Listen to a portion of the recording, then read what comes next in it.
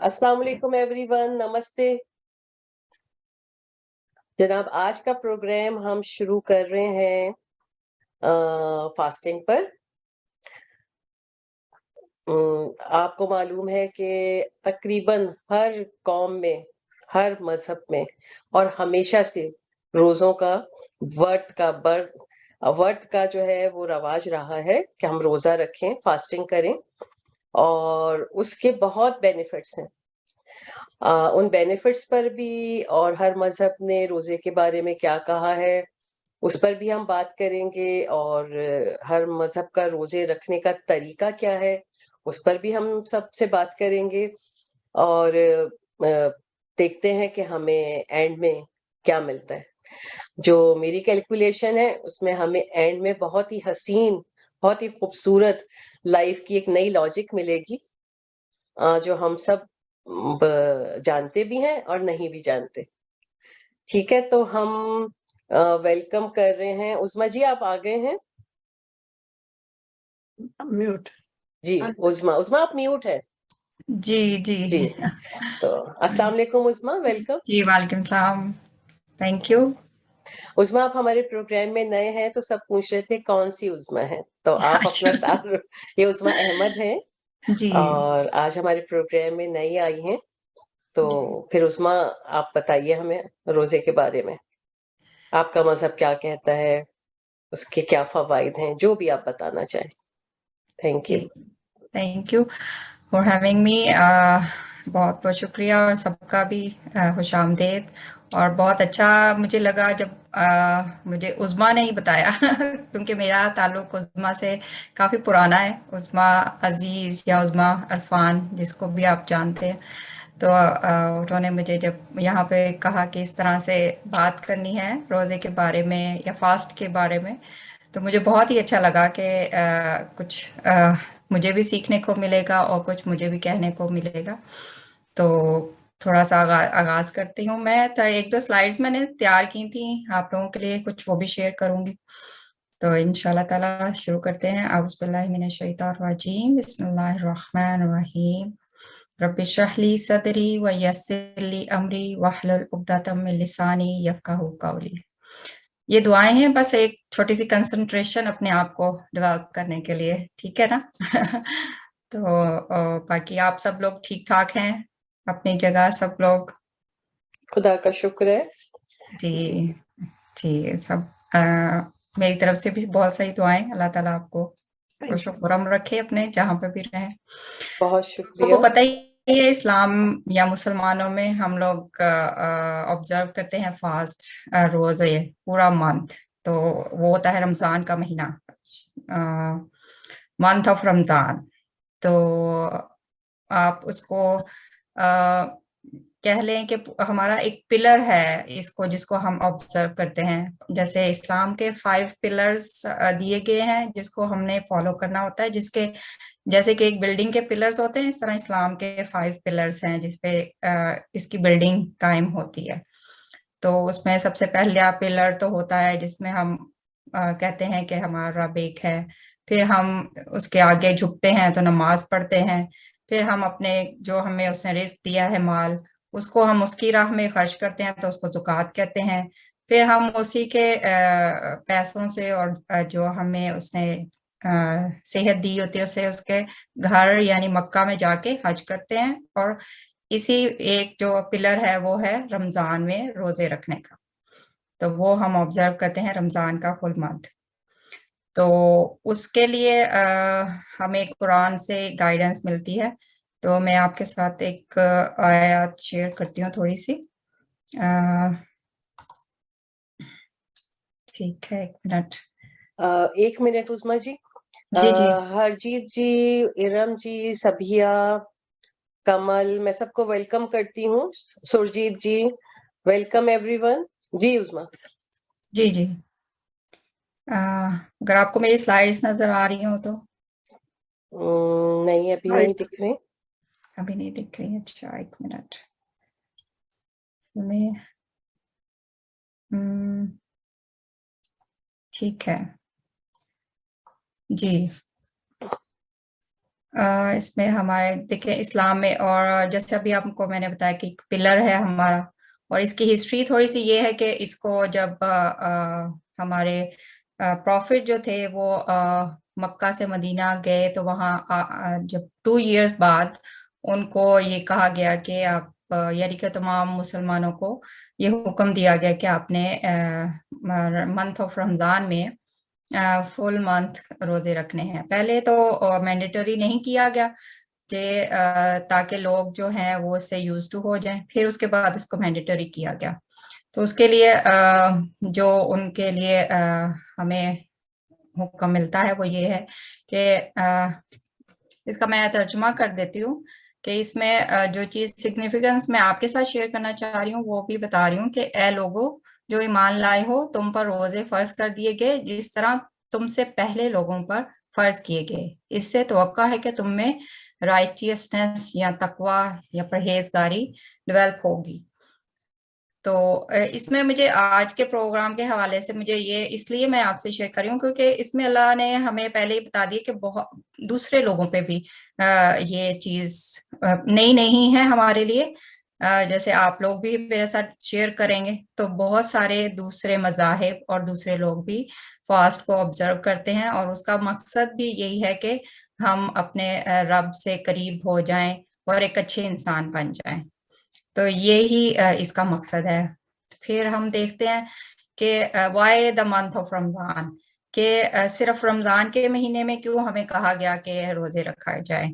तो उसके लिए भी हमें आंसर जो है वो हमें हमारे कुरान में चैप्टर 2 आया 187 में बताया गया कि शहर रमजान अल्लज़ी उनज़िला फ़ीहिल कुरान हुदल लिन्नास व बय्यिनातिम मिनल हुदा वल फुरकान, कि क्योंकि ये वो मंथ है जिसमें हमारा रब जो है हमारे लिए एक हदायत, यानी कि पूरे इंसानों के लिए हदायत का सामान उसने भेजा कुरान की सूरत में। हदायत मीन मतलब हमें गाइडेंस के लिए, क्योंकि हर लम्हे इंसान को गाइडेंस जरूरत होती है इस जिंदगी गुजारने के लिए। तो उसका इंतजाम जो है हमारे लिए कुरान की सूरत में किया गया। तो हमारे रब ने हमारे लिए कुरान भेजा, तो इसलिए पूरा मंथ हमारे लिए फास्ट करने के लिए, रोजा रखने के लिए हमें कहा गया, फर्ज किया गया, ताकि हम अब रोजा जो है वो क्या चीज है। यानी कि ये जो कुरान शुरू हुआ, यानी कि उसकी रिवीलिंग शुरू हुई वो इसी मंथ में हुई, और खास तौर पे एक रात जो कि हम ऑब्जर्व करते हैं इसी रमजान में, एंड ऑफ द आखिरी 10 जो इसके रोजे होते हैं, जब दिन होते हैं, तो उसकी रातों में हम इस रात को पावर, नाइट ऑफ पावर कहते हैं इसको। तो उसमें हम इसको ऑब्जर्व करते हैं, बहुत ज्यादा इबादत करते हैं, बहुत ज्यादा दुआएं करते हैं, ताकि हमारे लिए बहुत अच्छा रहे, अगले साल भी बहुत अच्छे रहें और आने वाली जिंदगी भी हमारे लिए अच्छी रहे। तो फिर रमजान कैसे शुरू होता है, उसके लिए भी कहा गया कि जब तुम उस मंथ को पाओ, तो मंथ हमारे, क्योंकि इस्लामिक कैलेंडर जो है वो लूनर कैलेंडर है, चांद को देख के उसके मंथ्स चेंज होते हैं। तो जो ही रमजान क्योंकि 9th मंथ है, तो जो ही 8th मंथ का 29 डे होता है, तो न्यू मून देखने के लिए सब लोग इकट्ठे भी होते हैं। ये भी एक हमारे इस्लामिक रवायत है कि वो मून साइटिंग होती है, तो उसमें हम नया मून देखते हैं, क्रेसेंट को देखते हैं, और उससे फिर हमारे नए रमजान के महीने का आगाज होता है। तो उसमें हम फिर इस पूरे मंथ को ये या तो 29 डेज का होता है या 30 डेज का, वो भी अकॉर्डिंग टू द मून के ऊपर होता है कि लास्ट डे ऑफ रमजान कौन सा होगा। तो ये मून साइटिंग पे डिपेंड करता है पूरा मंथ। तो अब ये कि रमजान का जो महीना पूरा मुसलमान इस्लाम में जो गुजारा जाता है, वो किस लिए किस तरह से गुजारते हैं हम लोग। तो पहले तो सबसे पहले हम ऑब्जर्व करते हैं कि फास्टिंग, उसमें होल मंथ फास्टिंग होती है, और फास्टिंग का भी मैं आप एक्सप्लेन करूंगी कि एक दिन फास्टिंग का कैसे नजर आता है। लेकिन इसमें हम क्या गेन करते हैं कि क्या मुसलमानों की क्या इसमें पूरी एक आप कह लें गोल्स बनाए जाते हैं, या क्या उन्होंने अचीव करना होता है। तो उसमें ज्यादा प्रेयर्स, ताकि क्लोजनेस ऑफ गॉड, अल्लाह से करीब तर हो जाएं, अपने रब से करीब हो जाएं, और फिर उसके बाद उसको जो कुरान जो उसका मैसेज है उसको हम ज्यादा रिसाइट करते हैं, अंडरस्टैंड करते हैं, ताकि जो हमारी गाइडेंस हमारे लिए भेजी गई है हम उसको अच्छी तरह से ग्रैब कर लें अपने अंदर। क्योंकि फास्टिंग के दौरान आप, जाहिर सी बात है, बहुत सारी चीजें जब आप छोड़ रहे होते हैं तो बहुत सारी चीजें अपना भी रहे होते हैं, तो फिर वो हमें गाइडेंस को अच्छी तरह समझने की उसकी पैदा हो जाती है, हमारे अंदर रूहानियत पैदा हो जाती है। फिर मोर चैरिटी देते हैं, क्योंकि चैरिटी भी हमारे लिए बहुत ज्यादा सिग्निफिकेंस है। हमारा सेकंड पिलर ही चैरिटी है, ज़कात। तो लेकिन यह है कि उसमें भी, इसमें हम एक्स्ट्रा ऑर्डिनरी चैरिटी करते हैं, ताकि क्योंकि फास्टिंग से हमारे अंदर क्या पैदा होता है, एम्पैथी फिर पैदा होती है दूसरों का। हमें पता चलता है कि जब इंसान में कोई चीज कम ही होती है, जैसे हम लोग खाने से दूर रहते हैं तो हमें भूख लगती है तो कैसा फीलिंग आती है, तो हम फिर, और ऐसे लोगों के लिए जो कि अंडर प्रिविलेज होते हैं, जिनके पास खाने को नहीं, तो उनके लिए हम ज्यादा चैरिटी करने की कोशिश करते हैं, उनको राशन देते हैं, उनके लिए बहुत सारे खाने की चीजें भेजी जाती हैं, अफ्तारियां कराई जाती हैं, इस तरह से बहुत सारी जगह पे डोनेशंस दी जाती हैं।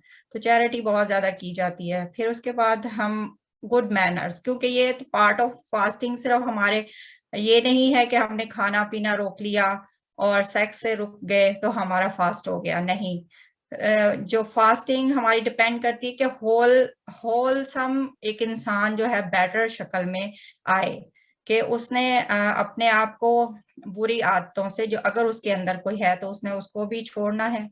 इवन के बुरी बात नहीं करनी, किसी के साथ कोई मिसबिहेव नहीं करना, अपनी लैंग्वेज को देखना है, किसी के साथ लड़ाई नहीं करनी, किसी के साथ बुरी बात नहीं करनी, किसी को भी इवन के कुछ आप बुरा उसकी तरफ देख उसके गुमान भी नहीं करना, इवन के थिंक अबाउट के बुरी किसी के लिए बुराई सोचनी भी नहीं है। तो ये असल रूह है जो कि फास्टिंग की है। तो जिसको हमें, अगर हम उसको ऑब्जर्व करते हैं तो हमारा फास्ट कंप्लीट होता है, वरना अदरवाइज सिर्फ भूखा और प्यास रहना इसको कंप्लीट नहीं करता। तो इसके अलावा ये एक बहुत अच्छा महीना होता है जिसमें हम अपने सेल्फ इम्प्रूवमेंट कर सकते हैं। अब हम फास्टिंग देखते हैं कि हम इस्लाम में या मुसलमान कैसे करते हैं, तो वो फिर डॉन से लेके सनसेट तक, सुबह जब सहूर होती है हमारी, डॉन के टाइम, यानी कि जब शुरू होती है, तो उससे पहले हम खा पी सकते हैं। इस्लाम में जो भी आप खाना, जैसे ब्रेकफास्ट है वो आप ले सकते हैं, और वो पानी भी पी सकते हैं। लेकिन जो ही डॉन का टाइम होता है, थोड़ा सा सूरज यानी क्या, थोड़ा सा आपको रात से दिन और की तरफ आ रहा होता है, तो वो फिर टाइम खत्म हो जाता है, तो उधर ही हमारा फास्ट जो है वो स्टार्ट हो जाता है। तो उसमें हमने क्या करना होता है कि जी, हमने खाना पीने नहीं करना, और जो हमारी दूसरी नीड, सेक्सुअल नीड है, उनसे हमने परहेज करना होता है। और अफ्तार हमारा सनसेट के साथ ही हो जाता है, फौरन ही जो ही सनसेट होता है तो हम लोग खाते हैं। और खाने के लिए हमें रिकमेंडेड जो चीज है वो है पानी और खजूर, क्योंकि पानी देखें, हर इंसान गरीब से गरीब है तो पानी तो दस्तयाब होता ही है। तो इस्लाम हमें बहुत सिंपलिसिटी सिखाता है, बहुत लैविश किस्म की जिंदगी हम चाहे ना ही भी गुजारें, तो हम हर चीज को ऑब्जर्व कर सकते हैं, और बल्कि हर एक के लेवल पे आके हम लोग ऑब्जर्व कर सकते हैं। तो अफ्तार में, और अफ्तार का एक और भी है कि हम लोग एहतमाम करते हैं कि गैदरिंग्स करते हैं, दूसरों का अफ्तार करवाने से हमें उतना ही रिवॉर्ड मिलता है जितना कि खुद एक फास्ट करने से होता है। तो बहुत सारी हमारी फैमिलीज में एक दूसरे के अफ्तार पार्टीज करते हैं, और हम लोग उस पर खुश भी होते हैं उस टाइम पे। तो वो एक बहुत अच्छा हमारा टाइम गुजरता है उस टाइम पे। अब हम कुछ रिवार्ड्स देख लेते हैं कि हम लोग ऑब्जर्व क्यों करते हैं। हमारे लिए हमारे प्रॉफिट ने कुछ हमें मोटिवेट करने के लिए क्या कुछ बताया है। तो इसमें यह है कि फास्ट जो है वो बेसिकली एक शील्ड है कि जो इंसान को दूसरी बुराइयों चीजों से दूर रखता है। तो इसमें हमें ये भी कहा गया है कि अगर आप किसी से आपकी लड़ाई हो रही है तो आप अपनी आवाज को गुस्से में ना लाएं, ऊंची भी ना करें, बल्कि उसको आराम से प्यार से कह दें कि मैं रोजा रखा हुआ है, यानी कि इतने प्यार से आपने अपनी लड़ाई को खत्म कर देना है। तो बिल्कुल हम लोगों को कोई गुस्सा शो नहीं करना जब हम फास्ट कर रहे होते हैं। फिर उसके बाद ये है कि जो भी इस रमज़ान में फास्ट को ऑब्जर्व करता है पूरी अपनी सिंसियरली और इस उम्मीद के साथ कि उसको उसका सवाब उसका अल्लाह देगा, तो वो उसको माफ कर दिया जाएगा उसके गुनाहों का। अब देख लेते हैं हम कि हमें इससे क्या-क्या मिल रहे हैं फायदे। तो फास्ट के फायदे तो आजकल देखें हर कोई हर तरफ बात होती है कि फास्टिंग इंटरमिनेट जो भी फास्टिंग जो भी चल रही है हमारे हेल्थ बेनिफिट्स उसके अब बहुत सारी स्टडीज आ गई हैं कि फास्टिंग के हेल्थ पे बहुत अच्छे असरात होते हैं। तो हम इसमें देखते हैं कि सबसे पहले तो हमारा जो फास्ट है वो हमें इसको मैं अगर उर्दू में कुछ मैंने लफ्ज वैसे तो इंग्लिश में ये मैंने किए हुए, लेकिन आपको नज़्म ज़ब्त पैदा होता है, कुव्वत बर्दाश्त हमारे अंदर, क्योंकि जब हम सब्र करते हैं किसी चीज को अपने ऊपर खुद रोकते हैं तो उससे हमारे अंदर बहुत ज्यादा कुव्वत बर्दाश्त होती है। तो दूसरी जो डिफिकल्टीज है उनको भी बर्दाश्त करने का हमारे अंदर पैदा हो जाता है मादा। फिर हमको खुद को मुनज़्ज़म करने का हमारे अंदर हौसला होता है कि हम हर चीज को डिसिप्लिन कर सकते हैं अपनी लाइफ में। फिर ये है कि हम दूसरों के लिए सेक्रीफाइस और एम्पैथी फील करते हैं। फिर सबसे बड़ी बात है ग्रेटिट्यूड, यानी कि जब हम रोजा रख रहे होते हैं या फास्ट ऑब्जर्व कर रहे होते हैं तो हमारे अंदर ग्रेटिट्यूड आती है कि हमें बहुत सारी चीजें अवेलेबल हैं जो कि बहुत सारे लोगों को अवेलेबल नहीं होती। तो हम और जब हम ऐसी चीजों से रोक दिए जाते हैं जो कि हम हमारे हाथ के पहुंच में होती हैं, तो हम कितना अपने आप को शुक्रगुजारी का हमारे अंदर जज्बा पैदा होता है कि हम बाकी सारे मंथ में हम आराम से वो चीजें इस्तेमाल कर रहे होते हैं और हम इसका शुक्रगुजार भी नहीं करते। फिर इसके अलावा हमारे अंदर बेहतर मेडिकली अगर हम देखें तो इससे मूड अच्छा होता है, कंसंट्रेशन लेवल बेहतर होती है, एनर्जी लेवल बेहतर हो जाती है, क्वालिटी ऑफ स्लीप अच्छी होती है। और हेल्थ ये भी स्टडीज की गई हैं कि रोजा जो है आपको हेल्थ बेनिफिट देता है।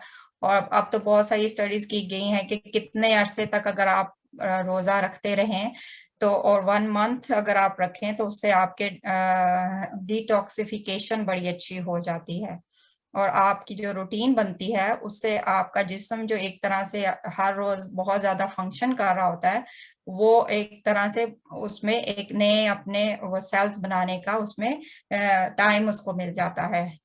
तो वो एक तरह से नए नए सिरे से काम करने शुरू कर देता है। तो स्पिरिचुअल लेवल पे हम अगर देखें तो जिस्म और हमारे अंदर रूह है, तो रूह की जो हमारे लिए बताई गई है वो उसको रूह के लिए हमें हमारे लिए तो कुरान जो है उसको हमारे रूह की ग़िज़ा बताया गया है कि जितना हम इसको रिसाइट करेंगे उससे हमें हमारे दिल को सुकून मिलेगा और हमारा जो कनेक्शन है अपने रब से वो उतना ज़्यादा मजबूत होगा और उतना ज़्यादा हमारा प्योर हार्ट जो है वो प्योर होता जाएगा। तो इससे हमारी रूह को बहुत ज़्यादा, क्योंकि रूह का ताल्लुक आसमानों से है और खुद रब ने हमारे अंदर रूह डाली है, तो जाहिर सी बात है वही उसी ने हमें एक ऐसा मैसेज दिया है जिसको हम पढ़ के अपनी रूह को और ज़्यादा बेहतर तौर पे बेहतर कर सकते हैं उसकी हेल्थ को। तो ज़्यादातर तो ये और एक और अगर आप मज़ीद इंफॉर्मेशन लेना चाहें कि इस्लाम में सबको ही रखना है रोज़ा, तो ऐसी बात नहीं है। इस्लाम में जो बालिग होते हैं यानी कि आकिल और बालिग ख़वातीन और मर्द वो रखते हैं रोज़ा, और जो सेहतमंद होते हैं, जो बीमार हों अगर सेहतमंद हैं लेकिन उनको सफ़र करना पड़ रहा है तो वो भी रोज़ा से उनको आर्जी तौर पे छुट्टी मिल सकती है, यानी कि वो दूसरे दिन में उसको काउंट कर सकते हैं। फिर उसके बाद अगर कोई प्रेग्नेंट वुमेन है तो उनके लिए भी है कि वो भी छोड़ सकते हैं रोज़ा। फिर नर्सिंग वाली जो मदर्स हैं वो भी रोज़ा छोड़ सकती हैं। और बच्चों के लिए लाजमी नहीं है रोजा रखना, तो इसलिए इस्लाम ने हमारे लिए बहुत आसानियां कर दी हैं।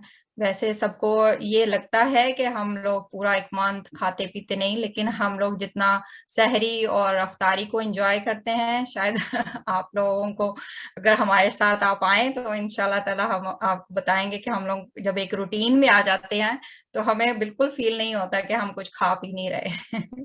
तो बहुत अच्छा हमें फील हो रहा होता है कि एक रूटीन चेंज तो आ जाती है, लेकिन हमारे देखें खाना पीना वही 2 टाइम का तो हो ही रहा होता है, तो इसलिए उसमें कोई फर्क नहीं पड़ता। तो बल्कि इससे हमारे जिस्म में एनर्जी लेवल भी बढ़ जाता है और इबादत बहुत अच्छे तरीके से हम लोग कर पाते हैं इसके। तो अगर आप लोग कुछ पूछना चाहें इस बारे में तो। थैंक यू सो मच उस्मा, आप कहीं जाने वाले थे इसलिए हमने आपको, और मेरी रिक्वेस्ट है जो भी कुछ सवाल करना चाहते हैं अगर उस्मा से तो प्लीज। जी जी नरेंद्र जी। क्या खाते हो सुबह सुबह, क्या करते हैं? हमारे पाकिस्तानी, क्योंकि मैं पाकिस्तानी बिलोंग करती हूँ, तो हमारे तो देखे तो पराठे वराठे चलते होते हैं सारे, तो हम लोग तो अक्सर खूब पराठे और सालन और लस्सियां और ये सारा खाते हैं। लेकिन जिनका जो रूटीन होती है ब्रेकफास्ट की, जैसे ओट मील वगैरह ज्यादा रिकमेंडेड ये होता है, और वैसे खजूर बहुत रिकमेंडेड है, शहद और खजूर, इनसे बहुत एनर्जी आती है आपको। तो जो तो डायबिटिक नहीं है वो तो ये जरूर यूज करते हैं, लेकिन जिनको है अगर प्रॉब्लम तो वो थोड़ा यूज कर लेते हैं, लेकिन इससे बहुत एनर्जी आ जाती है। तो ज्यादातर हम वैसे रमजान में बहुत खजूरें खाते हैं, तो उससे बहुत उसमें आयरन होता है, तो इसलिए बहुत, और दूध पीते हैं, दूध और आयरन यानी कि खजूर। तो रात को तो आपके ऐसे होता होगा जैसे पार्टी है, जी बिल्कुल, एक हम दूसरे को बहुत इनवाइट एहतमाम करते हैं। करते हैं। पाकिस्तानी अगर कल्चर को देखा जाए तो हमारे यानी कि दही भल्ले बन रहे होते हैं, पकोड़े बन रहे होते हैं, समोसे बन रहे होते हैं, तो आप ये समझे कि पार्टी नहीं है तो और क्या है। तो ऐसे भी एक दूसरे के जाते हैं तो स्पेशल डिनर जी तो बनता ही बिल्कुल है। स्पेशल हो जाता है, बिल्कुल। और ये जी कंवल रिकमेंडेड जी होता है जी। ना, आप मिलके जब एक दूसरे को बुलाते हैं और जाते हैं तो एक दूसरे को सवाब भी होता है, यानी कि अजर भी मिलता है इससे, और दूसरों के साथ अच्छी गैदरिंग हो जाती है आपकी। तो उस्मा ये जी, कंवलजीत जी भी कुछ कहना चाह रही हैं। जी जी एक छोटा सा जी। मेरा क्वेश्चन है कि जी ये जी। जो सेमिया आपके खास कहते हैं लास्ट डे खाते हैं ईद वाले दिन, ये रोज ही खाते हैं या उसी दिन ही खाते हैं? ये कभी भी खा सकते हैं, लेकिन सेमिया असल में ये भी एक तरह से मीठा है, क्योंकि वो खुशी का दिन होता है, पूरा एक मंथ हमने रमजान का ऑब्जर्व किया होता है, तो वो एक खुशी हमारे अंदर से फूट रही होती है, तो वो फिर मीठे में हमारा कन्वर्ट हो जाती है, तो किसी भी तरह का मीठा। लेकिन सेमिया हर कल्चर में है, अरब में भी देख लें, पाकिस्तान में हर जगह बनती हैं ये सेमिया। नरेंद्र जी, ये सेवैया, जी जी ये सेवैयां जो है कि पुराने जमाने की एक नहीं, आपकी रिचुअल्स चले खास आ रहे हैं। होती है, आपकी खास हमारी होती है। खास होती है, हाँ जी, जी। वो एक रिचुअल्स चला आ रहा है क्योंकि उस जमाने में औरतें घर में सेवैयां मशीन पे हाँ, बना ऐसे लेती ऐसे थी। बांट लेती थी। जी, अब हजारों चीजें आ गई हैं मीठी, लेकिन सेवैयां जरूर बनती हैं वो रिचुअल को पूरा करने के लिए। जी बिल्कुल। जी हमारे पास आज ही उसमें आ गया। Thank you Kamaljeet ji, Singh thank भी यू, कुछ कह रही थी। थैंक यू उज्ज्वल। जी हाँ, कंवलजीत जी कुछ कह रही हैं।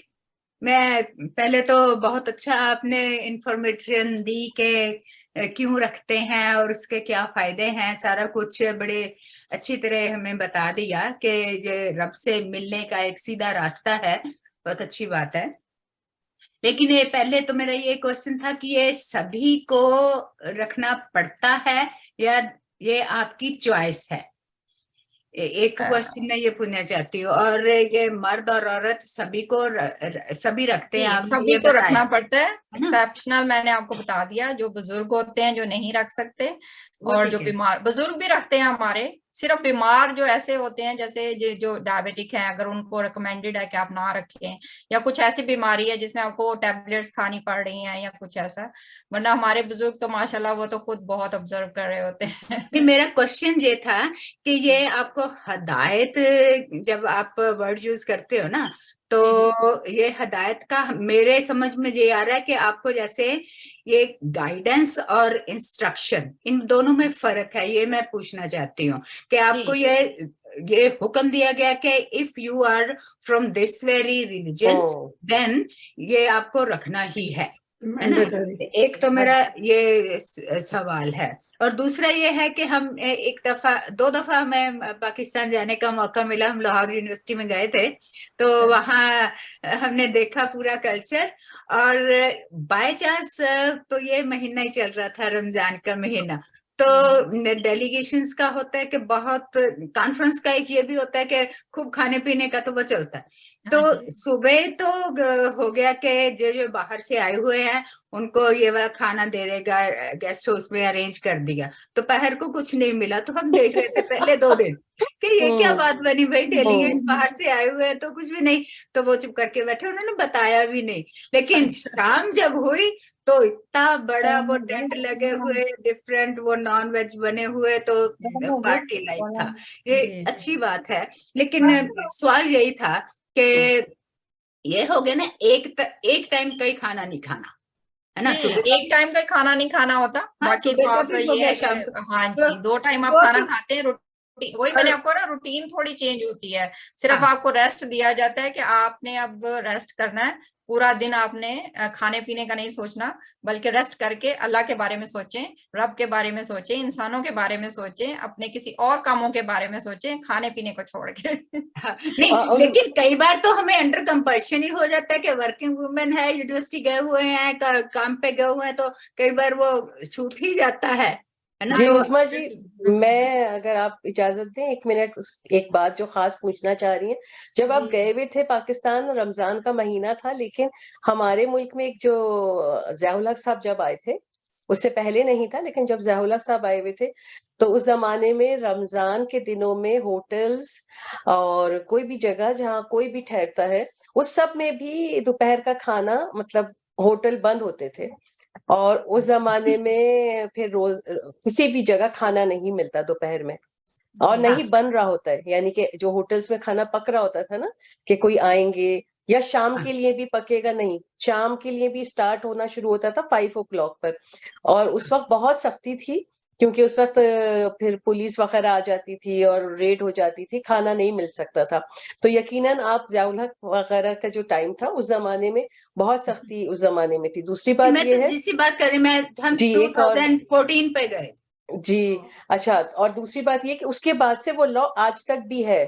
हाँ, वो लॉ आज तक भी है। 5 दफा क्या होता है कि कोई भी जो नया हुक्मरान आता है और अपना कोई भी नया लॉ लाता है, चाहे वो ठीक हो या नहीं हो, और क्योंकि हमारे मजहब के हिसाब से भी, मैं बाद में बात करूंगी उस पे कि जब ये लॉ पहले भी आया था और इसको खत्म किया गया था, लेकिन बाज दफा सही लॉ आते हैं और या गलत भी आ जाते हैं, और फिर एक चला जाता है, तो अगर वो लॉ गलत भी, वो फिर चलता ही रहता है, उसे हटाया नहीं जाता। तो खैर ये दोपहर को खाना होटलों में नहीं बनने का और नहीं बिकने का उनके लॉ की वजह से था। और इस पे एक हदीस भी है, यानी कि एक दफा एक खातून अपने घर में खाना बना रही थी, और उसका धुआं जब बाहर गया, तो हजरत अबू बकर उनके घर में दाखिल हुए और कहा कि ये खाना क्यों बन रहा है। तो उन खातून ने कहा कि छोटे बच्चों के लिए, उनका तो रोजा नहीं है।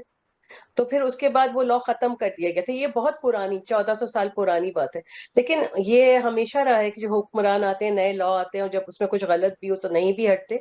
तो आज भी पाकिस्तान में होटलों में या कहीं भी दोपहर में खाना रमजान में नहीं पक रहा होता और नहीं मिल रहा होता। तो ये, लेकिन ये इस्लाम का हिस्सा नहीं है। ये एक मुल्क में एक लॉ बना दिया गया है कि फिर लोग ना आराम से, ये ना हो कि किसी का रोजा है और होटलों में खाने बन रहे हैं और लोग खा रहे हैं, तो इसलिए उसको एक पूरे मंथ ऐसा ही चल रहा होता है हमारे यहाँ। तो ये इस्लाम का हिस्सा नहीं है, बहरहाल ये हमारे मुल्क का कानून का हिस्सा है। जी, और इसमें मैं एक चीज ऐड कर दूं कि हम जब छोटे थे तो इवन जब ईद की शॉपिंग तो करनी होती थी, तो रमजान में अक्सर निकल जाते थे औरतें, खास तौर पे, आपको पता है। तो वहां पे जो चाट वगैरह के होते थे, उन्होंने पर्दे लगाए होते थे, तो वो चाट तो मिल रही होती थी, क्योंकि पता था कि बाजुकात बच्चे साथ होते हैं, बच्चियां साथ होती हैं, या फिर औरतों के कई होते हैं वो रोजा नहीं रख रही होती। तो वो लोग अपना, अगर दूर से आए हुए हैं शॉपिंग करने, तो वो इवन कुछ खा पी सके, तो वो पर्दा क्या तमाम करके। तो ये बहुत स्ट्रिक्ट रूल नहीं है कि आपको बिल्कुल ही कुछ नहीं मिलेगा, लेकिन मिल मतलब जाता है। लोगों से पर्दा होता था, भगवान से नहीं। हाँ हाँ नहीं, लेकिन वो लोगों से तो इसलिए कोई है ही पर्दा नहीं होता था पर। ना कि उनका रोजा वो ऑब्जर्व कर रहे होते थे। हाँ, बाकी तो जिनके लिए, जिन्होंने रोजा नहीं रखा, तो उन बेचारों को भूख लगेगी, उनको तो खिलाना ही चाहिए। उस्मा जी, जुब्दा कुछ कहना चाहती हैं? जी जी।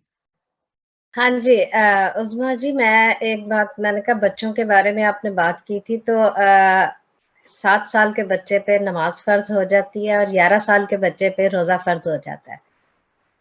जी तो कि हाँ जब जी, बालिग यही। होता है, बालिग हाँ जी, होते हैं, जैसे बच्चियां भी बालिग जिस उम्र में होंगी हाँ और जी, लड़के जिस उम्र में, तो फिर उन पे फर्ज होती हैं चीजें। हाँ जी। जी, मेरा मेरा बेटा माशाल्लाह, उसने 11 साल से रोजे रखने शुरू किए और आज तक रख रहा है वो। माशाल्लाह माशाल्लाह तो वो माशाल्लाह। ये है कि दूसरी बात कि मैं जब सऊदीया गई थी, वहां पे मेरे ख्याल में मैं 27वें रमजान को गई थी, और वहां पे सऊदीया में दिन के वक्त कोई भी मार्केट नहीं खुली, सब कुछ बंद होता था। वो अफ्तारी के बाद सब कुछ खुलता था, और इतने जी, इतने लंबे वहां पे हरम में दस्तरखान लगते थे कि वो, आप यकीन करें कि वहां पे फेस्टिवल। खजूरें, आबे जमजम तो खुला मिलता था, खजूरें इतनी लोग देते थे। और सब पहले दिन मुझे 2 जायनमाज मुझे तोहफे में मेरी गोद में रखे किसी ने। जी, वहाँ बहुत सारे लोग बांटते हैं, और हाँ हर जी, जगह ही पाकिस्तान में भी इवन बहुत सारी जगह पे अफ्तारियां हो रही होती हैं, फ्री लोगों के लिए खाने पक रहे होते हैं, और बिल्कुल ऐसा बहुत ही। सारे जी, इवन के पहले से ही राशन जो है अभी से, अब जैसे रमजान आने में अभी थोड़ी देर रह गई है, तो बहुत सारी जगह पे राशन जो है लोगों के घर जाना शुरू हो गया है। तो ये हमारा बहुत अच्छा एक क्वालिटी टाइम होता है, जिसमें हम ना सिर्फ चैरिटी कर सकते हैं बल्कि अब दूसरों तक पहुंच सकते हैं। जो उस्मा जी, बरिंदर जी कुछ पूछना चाहती हैं? जी जी हाँ जी, थैंक यू सो मच, आपने बहुत अच्छी इंफॉर्मेशन दी। मैंने ईरान में देखा था कि लड़कियों का रोजा जल्दी शुरू होता है, उनका 9 साल की उम्र में कर देते हैं, और लड़कों का 11 साल की उम्र में। क्या ये पाकिस्तान में भी ऐसे ही है? नहीं, बरिंदर, उस्मा जी आप बताएंगी या मैं इसमें बता आप दूं? बता दें, आप बता दें, इन्फॉर्मेशन दे दें। बरिंदर जी, ये जो है बलूगत पर है, ऐसा नहीं है कि लड़कियों का हमने कुछ सोच के उस पे करना है या लड़कों का। ये इस्लामिक उस पे बलूगत पे है, यानी कि जब लड़की को पीरियड्स आ जाएंगे वो उसके बाद जवान हो जाएगी। और जब लड़के का जो बलूगत का तरीका है तो वो उसके बाद वो, तो दोनों अपने बालिग होने के बाद रोजा रख सकते हैं। कुछ बच्चे जल्दी बालिग हो जाते हैं, हम्म, कुछ लेट, तो उसमें हम किसी इंसान का उसमें कोई दखल नहीं है, बस हाँ, एक क्योंकि नहीं, फिक्स वो है। वहां तो है कि 9 साल की लड़कियों से की लड़कियों को रखना पड़ता था, और जो बहुत स्ट्रिक्ट है। नहीं, बस ये बलूगत पे, उससे पहले फर्ज नहीं है, उससे पहले बच्चे शौक से रख हाँ, लेते शौक हैं। से रखते थे, हाँ, ठीक। लेकिन वैसे फर्ज नहीं है। तो कोई इस्लाम और की कुछ अगर सवाल? हम बात करते हैं ना, तो हर कंट्री का उन्होंने अपने अपने हिसाब से उसको थोड़ा इंटरप्रेट किया हुआ है। हर एक ने अपने रूल्स बनाए हुए हैं। जैसे इन्होंने पहले बात की है सिस्टर सीमा ने, कि हर हुक्मरान जो आ जाता है वो अपने रूल्स बना देता है, फिर बिल्कुल बाद में कभी बिल्कुल चेंज वो भी नहीं होते हैं। तो वो डिपेंड, हर कंट्री का अपना ऑब्जर्वेशन होती है। पर बिल्कुल। उस्मा जी, वो रोजों पर तो खैर नहीं है, वो तो सिर्फ ये बाजार, क्योंकि दुबई मम्मी मेरी रहती हैं तो वहां भी रमजान, क्योंकि गर्म बहुत होती है गर्मियां, तो दिन भर बाजार बंद रहते हैं, लोग सहरी करके सो जाते हैं, ऑफिसेज भी बंद रहते हैं। और फिर उसके बाद शाम में ही तकरीबन कुछ कामों के लिए खुलेगा, मार्केट्स खुलेंगी, तो लोग रोजा बाहर अफ्तार कर लिया फेस्टिवल की तरह, पूरी रात शॉपिंग हो गई, तराबी भी हो गई बाहर, नमाज भी पढ़ ली, घूम फिर लिए, शॉपिंग हो गई, सुबह होते होते आ गए, फिर सहरी करके जनाब उन्होंने नमाज पढ़ के सो गए सारा दिन। तो वो हाँ पूरा जी, महीना एक फेस्टिवल की तरह, तो सेम वही पाकिस्तान ने भी रूटीन ऐसा बना लिया है कि पूरा हाँ मन जो जी है, बच्चे और बड़े खूब खाना पीना, बाहर खा पी के, जी घूम फिर के, नमाज पढ़ के, तरावी पढ़ के, और फिर खा पी के सुबह आते हैं, नमाज पढ़ते हैं, सो जाते हैं, और फिर शाम में उठ के अफ्तार करके, और फिर तो वो एक फेस्टिवल सा बन गया, उसको इजी भी हो गया है बच्चों के लिए, और तरावी पढ़ना, कुरान पढ़ना भी इजी हो गया है। तो उसमें जी से कोई और कुछ पूछना चाहता है? मैं और इसलिए बार इसमें बार मैं कह रही यही हूँ भी कि ऐड कर दूं कि लॉ चाहे ना भी हो, लेकिन बच्चे हमारे जब हमारे देखते हैं ना घर में ऑब्जर्व बहुत हो रहा है, शौक तो से उनको रख लेते हैं। शौक होता है। इवन के हाँ अब जी, 9 ईयर्स से नीचे भी बच्चियां कई होती हैं, 7-8 साल में ही शुरू हो जाती हम्म हैं, मुझे भी रखवा दें, मुझे भी रखवा दें, उठ जाती हैं खुद ही सहरी के टाइम पे। तो वो हम्म कहती हैं कि हमने आज रखना है रोजा, हमने रखना है। तो हालांकि बच्चों को नहीं रखवाया जाता, लेकिन फिर भी वो अपने शौक से बड़ा अच्छा पार्टिसिपेट हाँ। कर रहे होते हैं उसमें। हम्म। मेरी भी ये फातिमा एक ने एक 8 साल की उम्र में रखा था रोजा, फिर उसकी नानी ने रोजा कुशाई कराई थी उसकी। अच्छा अच्छा। उस्मा जी को हाँ, कहीं आज जाना? एक और बात है, आप कह रहे हो कि 9th मंथ जनवरी फरवरी मार्च गिनते हैं, या फिर कहाँ से कौन सा होता है? जब अभी आपने उस्मा जी ने कहा कि अभी आने वाला है, अभी तो जी, जी। मार्च चल रहा है ना। नहीं, जी, ये हमारा मार्च मैंने के आपको बताया ना, लूनर कैलेंडर होता है। लूनर कैलेंडर जो होता है वो हमारा इस्लामिक जो है मुहर्रम से शुरू होता है, मुहर्रम सफर, और उसका जो 9th मंथ है वो रमजान है। जिससे पहले आजकल जो चल रहा है वो शाबान चल रहा है, फिर रमजान, और फिर शवाल का आएगा जिसमें ईद होती है। 1st of शवाल को ईद होती है, और इसको ऑब्जर्व करते हैं according to the moon sighting के साथ ना। जी ये एक्सक्यूज मी, एक क्वेश्चन है, ये जी आपके जी, रोजे तो 2 बार रखते हैं साल में? हाँ 2 बार रखते हैं हम लोग रोजे। हाँ, ईद 2 बार आती है, जी, एक बकरीद ईद 2 होती बार है, आती है। एक बकरीद। जी हाँ, वो हम लोग वो एक ऑब्जर्व करते हैं जब हमारा हज होता है, तब हम ईद ऑब्जर्व करते हैं, और एक हमारी ये रमजान के बाद आती है। ठीक है, वो वहां पे हम सेक्रीफाइस करते हैं इब्राहिमिक जो हमारी मैंने पढ़ा, ट्रेडिशन है सारा उसको। पढ़ी जी बुक जी आपकी, सारा मैंने पढ़ा, आप कर लीजिए। जी बिल्कुल। और अभी भी मैंने जो शेयर की थी वो इसीलिए कि ये बुक जो है वो सिर्फ मुसलमानों की ना समझे आप, ये पूरे मैंने सारे रिलीजन पढ़े। इंसानों के लिए अल्लाह ताला ने भेजी है कि आप इसमें से अपने लिए प्रिंसिपल गाइडेंस जो भी कोई चुन सकता है चुन ले इसमें से अपने नहीं, लिए। मैंने इस मतलब क्रिश्चियनिटी वाली भी पढ़ी, उसके टेस्टामेंट ओल्ड और न्यू भी, और ये आपके भी पढ़ी, फिर सारे रिलीजन अब पढ़े मैं मैंने। मैं एक इसके साथ ये कहूंगी कि सारी ही बुक्स, मतलब जो भी स्टार्टिंग से जब से दुनिया बनी है हजरत आदम जाती के पास एक ही से, जगह पहुंचती हैं, हाँ, रास्ते अलग सारी अलग। बुक्स आई हैं इंसानों के लिए, और सारे ही ये है कि हम उन्हें पढ़ें और गाइडेंस लें। और जैसे जैसे वक्त बदला, जमाने बदले, अल्लाह ने डिफरेंट बुक्स जमानों में डिफरेंट लोगों में भेजते रहे। क्योंकि आज तो फिर भी जहाज है, पहले जमाने में तो सफर करने के तरीके नहीं होते थे, लिखा नहीं जाता था, तो हर जगह पे हर खत्ते में अल्लाह ने पैगंबर उतारे और उनके साथ बुक्स भेजी। तो सारी किताबों में हिदायत वही सेम है, वही आज हम बात करेंगे। बाकी मजाहिब में रोजों के बारे में क्या है। उज़मा जी को आज कहीं जाना था, इसलिए जी मुझे ये है कि आपने जो भी कुछ पूछना है पूछ ले, तो फिर उज़मा जी हमें खुदाफिज कहेंगी, और उनका जहां भी जाना है वो लेट ना हो, तो फिर हम आगे बढ़े। Usmani ji very nice, you हाँ, बहुत told us बेहतरीन। very nicely। जी थैंक यू बहुत बहुत। मेरा तो बहुत दिल लगा है, मैं तो बल्कि सुनना चाह रही थी, मुझे कहीं जाना ना होता तो मैं सबका सुनती बैठ के। और मुझे तो ये बहुत अच्छा प्रोग्राम लगा कि सब अपना अपना बताएंगे और पार्टिसिपेट ऐसे ही करेंगे। होते हैं हमारे सारे प्रोग्राम, ओ, ऐसे होते हैं। आप हमेशा आते रहिए हमारे प्रोग्राम में उज़मा जी। जी दूसरी जरूर। बात ये, मैं ये जरूर कहूंगी आपके जाने से पहले कि आपने बहुत सादगी से, बहुत ही सॉफ्टली और बहुत ही अच्छे से, मुख्तसर तरीन में बहुत अच्छी हमें बातें बताई।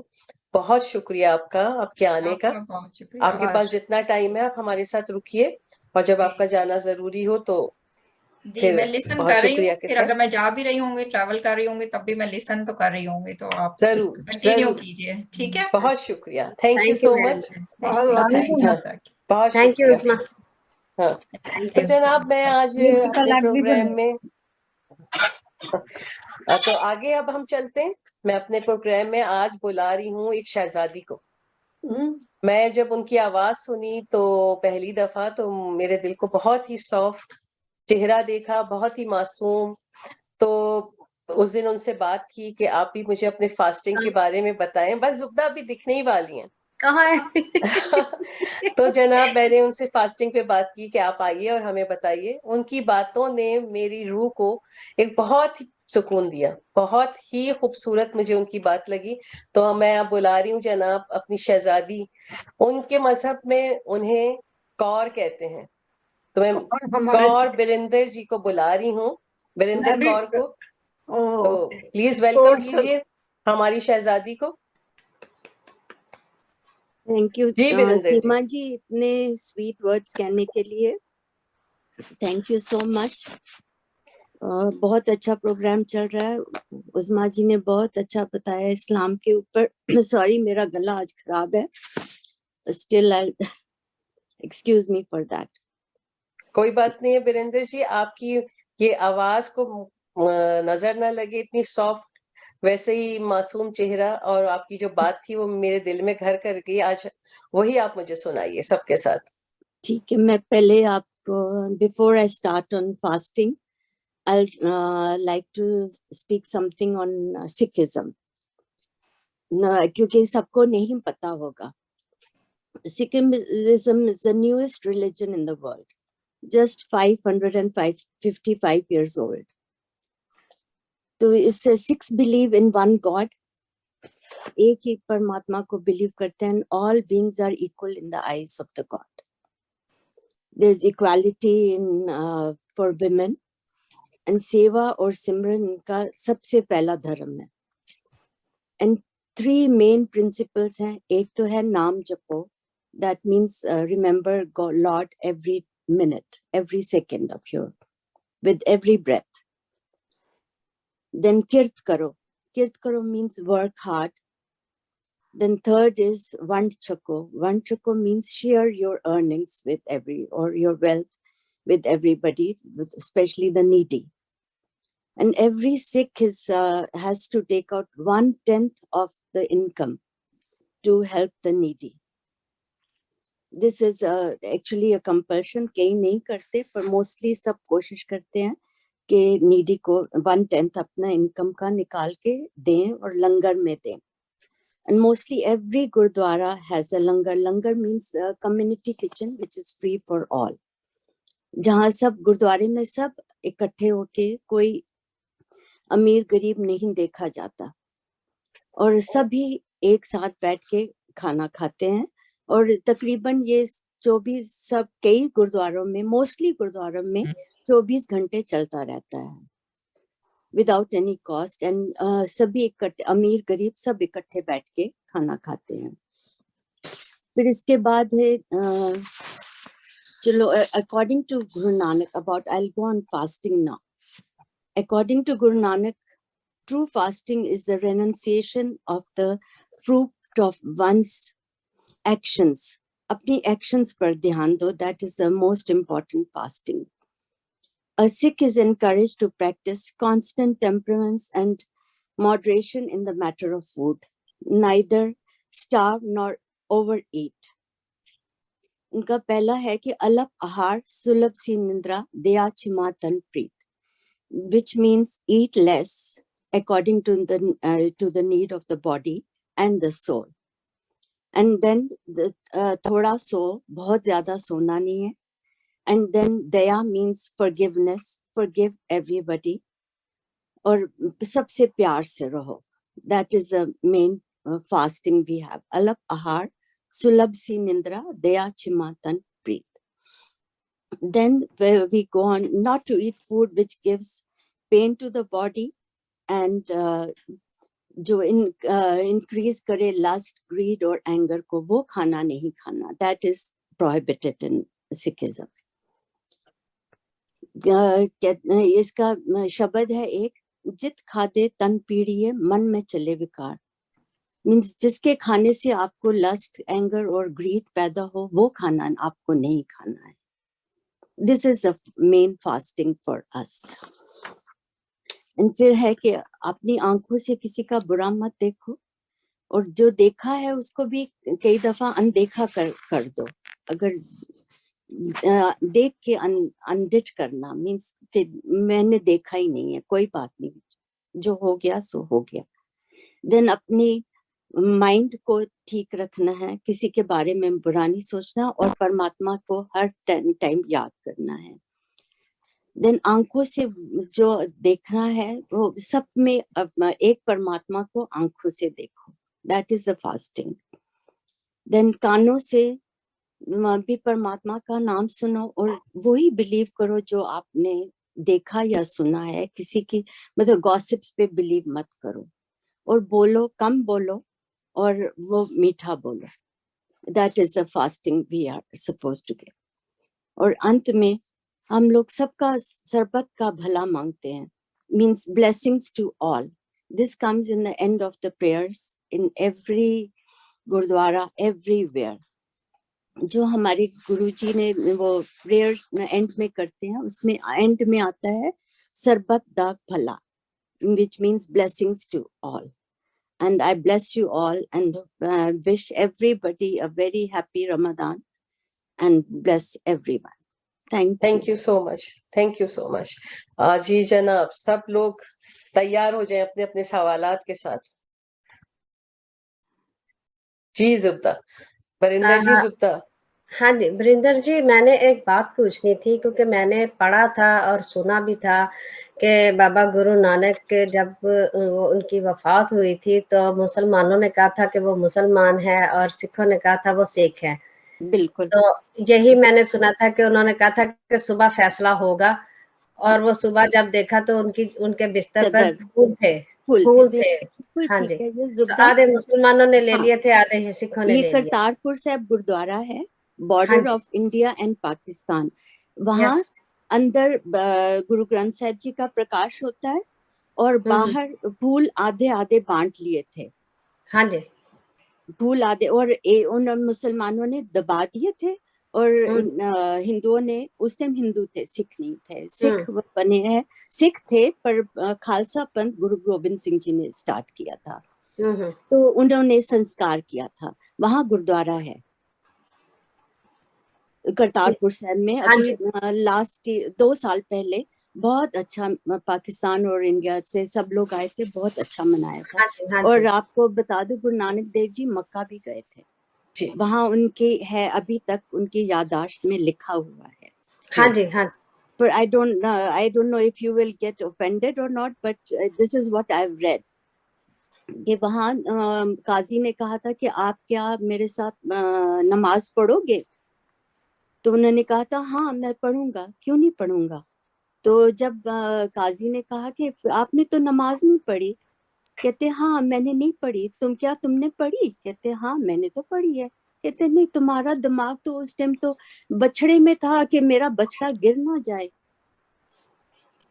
तुमने कहाँ पढ़ी नमाज।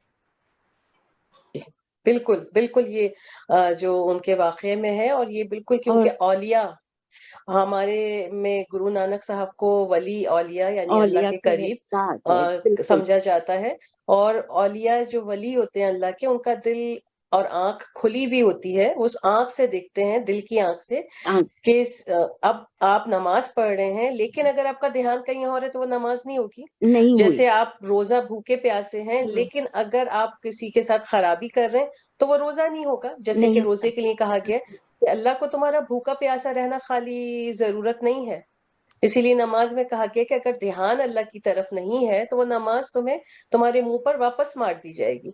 तो सेम वही, तो हमारे यहाँ गुरु नानक साहब को वली या औलिया समझा जाता है, तो ये वाकया उनसे मुंसलिक है, और उनका जो कहना था वो बिल्कुल राइट है, और इस्लाम के या किसी भी उसके हिसाब से वो है। और एक और बात भी मैं शेयर करना चाहूंगी यहाँ, कि गुरु नानक देव जी वहां लेटे थे तो उनके पांव मक्का की तरफ थे। तो एक आए, उन्होंने काजी आए, उन्होंने कहा कि आप खुदा के घर की ओर पांव करके लेटे हुए हैं। तो उन्होंने कहा अच्छा मेरे पांव उधर कर दो जहाँ मक्का नहीं है, जहाँ खुदा नहीं है, जहाँ खुदा नहीं है वहां मेरे पांव कर दो। पर उन्होंने जहां जहां उनके पांव किए मक्का उसी तरफ ही, ये मैंने पढ़ा है। बिल्कुल जी, क्योंकि अल्लाह तो हर जगह है ना, अल्लाह तो हर जगह है कि कहाँ नहीं है। जी, तो औलिया और को वली को उसी नजर से दिखता है, वो उसी दिल की आंख से। हाँ बिल्कुल बिल्कुल। ये सॉरी, एक बात मैं वरिंदर जी से और करूंगी कि आपने ये जो बात बताई है ना वो वाली काजी की, कि उसके ज़हन में बछड़ा था तो नमाज कैसे होगी, तो मुझे एक और वो यानी कि बहुत पहले की कोई बादशाह था, उसमें वहां उस वक्त वो थे औलिया सच्चल सरमस्त, तो वो नमाज नहीं पढ़ते थे, तो बादशाह जबरदस्ती, बादशाह जो था ना वो उनको ऊपर, बादशाह मस्जिद जो है ना इंडिया की, वहां पे सीढ़ी, उन्होंने कहा कि चलो मेरे साथ नमाज पढ़ो। अब उस वक्त जो वजीर था साथ खड़ा हुआ था, उसके ज़हन में था कि मेरी बेटी की शादी है, नहीं इमाम थे शायद, इमाम के ज़हन में था कि मेरी बेटी की शादी है, बादशाह सलामत आज आए हैं तो मुझे कुछ नवाज देंगे। तो अब सच्चा सरमस्त जो थे वो नमाज पढ़ रहे, तो वो नमाज तोड़ के कहते हैं खजाना तेरे कदमों के नीचे है, नमाज टूट गई। फिर एक दफा कहा, दूसरी दफा कहा, बादशाह ने कहा अब अगर बोले तो मैं तुम्हारा सर कलम कर दूंगा। अब जब तीसरी दफा वो फिर चुप ना हुए, उन्होंने फिर कह दिया, बादशाह ने उनका सर कलम कर दिया, वो उन्होंने अपना सर उठाया और वो सीढ़ियों से उतरना शुरू हो गए। 3 सीढ़ियां सिर्फ रह गई थी, तो वो कहते हैं कि उस वक्त उनको आवाज आई कि रुक जा। अगर वो कहते पूरी होती, बादशाह की हुकूमत उसी वक्त खत्म हो जाती। बिल्कुल जुब्दा, वो भी एक क्योंकि वली थे, औलिया थे, हाँ जी, तो वो उनको उसकी जो भी इमाम था उसकी नीयत समझ आ रही थी, हाँ जी, उनसे वही ना। उससे पर्दा नहीं था। तो वो बार बार बताना चाह रहे थे कि भाई जिस अल्लाह के आगे तुम हाजिर हो, उस उधर ध्यान के बजाय जिस बिल्कुल, खजाने की तरफ ध्यान है हाँ वो तो वहीं दफन है, तुम्हारे बिल्कुल, पाँव के नीचे, और वही जब ना। वो खोदा गया तो वो खजाना वहीं निकला। हाँ तो जी, ये बिल्कुल। ऐसे मैं वाकयात हैं जी। हाँ, मैं बरिंदर जी की बात में एक ऐड करना चाहती हूँ, और सभी की कह लो कि इंफॉर्मेशन के लिए भी है ये, अगर आप इजाजत दें तो, जी जी कि जरूर। सिखिज्म में ये जो व्रत रखना है, या अपने शरीर को कष्ट देना है, भूखा रहना है। व्रत का मतलब है कि आप एक टाइम पे रोटी नहीं खाओगे, खाना नहीं खाओगे, है ना। ये सिखिज्म में ओपनली वर्जित है, इसमें कोई भी विश्वास नहीं रखा जाता। वरिंदर जी ने बहुत अच्छी तरह बताया कि व्रत किस चीज का रखना है, आपको क्या त्यागना है, जी पार्ट विद क्या करना है, क्या अपनाना है, क्या छोड़ना है। खाना खाई जाओ बेशक, लेकिन हम्म उसको छोड़ना क्या है, वृत्ति आपकी कहाँ है, उस पे ध्यान देना है। जी, रूहानियत हाँ, पर। रूहानियत का व्रत रखना है। लेकिन सिखिज्म में ये कभी पूर्णमासी का, कभी ये मस्या का, कभी ये वो करवा चौथ का, रोजा का, ये सॉरी कहने का, ये एकदम गुरबाणी में लिखा हुआ है कि ये बिल्कुल वर्जित है, पहली बात। और दूसरा, जो आप नमाज की बात कर रहे थे ना, तो ये साखियां है, असल में ये हुई हैं कि नहीं हुई हैं, ये कहीं पे लिखा नहीं हुआ है। साखियां जो हैं उसको जो है ना कि ऑथेंटिकेट करने के लिए, कि मक्का घूम गया, या पत्थर पे पंजा लगा दिया, या सर्प ने छाए कर दी, ये हुआ। मेरी समझ है कि ये बाद में उसको जो ऑथेंटिकेट करने के लिए ये उसके साथ जोड़ी जा रही हैं, लेकिन एविडेंस हिस्टोरिकली नहीं है। तो ये हाँ नमाज के लिए कहते हैं ना, तो ये भी एक जगह पे गुरु नानक ने कहा था। पहली लाइन वरिंदर जी मेरे को नहीं आ रही है ये, नमाज के दूसरी लाइन इस पे, क्या बहरा हुआ खुदाए, कि आप ऊंची आवाज में बांग देते हो हाँ अल्लाह को सुनाने के लिए, प्रेयर करने के लिए। आप चुपचाप बैठ के ध्यान लगा के भी अल्लाह से प्रेयर कर सकते हो, लेकिन जरूरी नहीं है कि मैं ऊंची बांग लगा के कहूं, क्योंकि अल्लाह जो है, या परमात्मा है, भगवान है, जो भी कुछ है, वो बहरा नहीं है। हमारे अंदर से जो बात है वो हमारे अंदर सुनता है। जी कंकर बेशक। पत्थर अच्छा, एक जोड़ वरिंदर कर जी, वरिंदर जी, मस्जिद एक मैं लई बात तो पूछ, बनाए, एक मुल्ला मिनट बांग दे प्लीज। बहरा हुआ खुदाई है। हाँ हाँ हाँ जी हाँ, कंकड़ पत्थर जोड़ के मस्जिद लई बनाए, क्या ताप चढ़ी मुल्ला बांग दे बहिरा हुआ खुदाए। हाँ, और क्या हिंदुओं के लिए भी उन्होंने लिखा था कि कंकड़ पात तोड़ कर, ये था हिंदुओं का कबीर कि जी का है आई थिंक, हाँ ये कबीर जी के दोहे हैं। हाँ कबीर हाँ जी के थे। हिंदुओं का भी था ऐसा कि आप जो मैं है पत्थर जोड़ जोड़ के, पत्थर पूजन हरी मिले तो मैं पूजूं पहाड़, ताकि हाँ ये चाकी बड़ी और पीस खाए संसार। हाँ अगर पत्थर पूजने से भगवान मिल जाए, मैं तो पहाड़ को पूज लूंगा। ऐसे तो चक्की अच्छी है, कम से कम गेहूं पीसते हैं घर में तो बन जाता है। वो दोनों के लिए आवत बोलते थे। जावत रात के वो भी है, रस्सी का तो है। लेकिन एक वरिंदर जी ये बताइए, जब आपने जो फर्स्ट वाला शब्द कहा था ना कि मन रे ऐसो कर सन्यासा, पहली लाइन इसकी है, ये मुझे लगता है ये गुरु नानक देव का है या दसम ग्रंथ में है? नहीं नहीं, ये गुरु नानक देव जी, अच्छा, आई थिंक वीरेंद्र जी, गुरु नानक देव जी। हमारी मॉल्टन वुमेन काउंसिल से उज़मा है या कोई और है, तो वो भी आपसे कुछ पूछना चाहते हैं, उनका हाथ खड़ा हुआ है जी। उज़मा जी? नहीं, ऐसा नहीं है। जी जनाब, कोई और कुछ पूछना चाहता है? किसी और का कोई सवाल है वीरेंद्र जी से? मेरा वरिंदर जी से तो सवाल नहीं है, जी लेकिन जो सारे यहाँ पे बैठे हैं जी उनसे मेरी एक रिक्वेस्ट है, या सबमिशन है कह लो, या माल्टन वीमेन काउंसिल से ही ये जी मेरा निवेदन है कि जी एक दफा हम बात कर रहे थे, तो यहाँ पे सवाल आया था कि ये प्लेटफॉर्म ऐसा है कि यहाँ पे ना तो पॉलिटिक्स की बात होगी और ना ही किसी रिलीजन की बात होगी, जहां पे, क्योंकि किसी भी बात पे हम जो भी कोई लाइन बोल रहे हैं, किसी मजहब की बात करेंगे कि उस मजहब में ऐसा होता है, उस मजहब में ऐसा होता है, तो ये इंडिविजुअल को हर्ट कर सकता है। इसलिए, और उस्मा जी ने जवाब भी दिया था कि हम यहाँ पे वो उसमें लिखा भी हुआ है, उन्होंने फिर 4 मैसेज डाले भी थे, 4 पॉइंट्स, कि नहीं, ये इस प्लेटफॉर्म में रिलीजन की बात नहीं होगी, पॉलिटिक्स की बात नहीं होगी, लेकिन आज हम एक्सक्लूसिवली रिलीजन की बात मैं कर उसका रहे हैं। आपको जवाब दे देती हूँ कंवलजीत जी।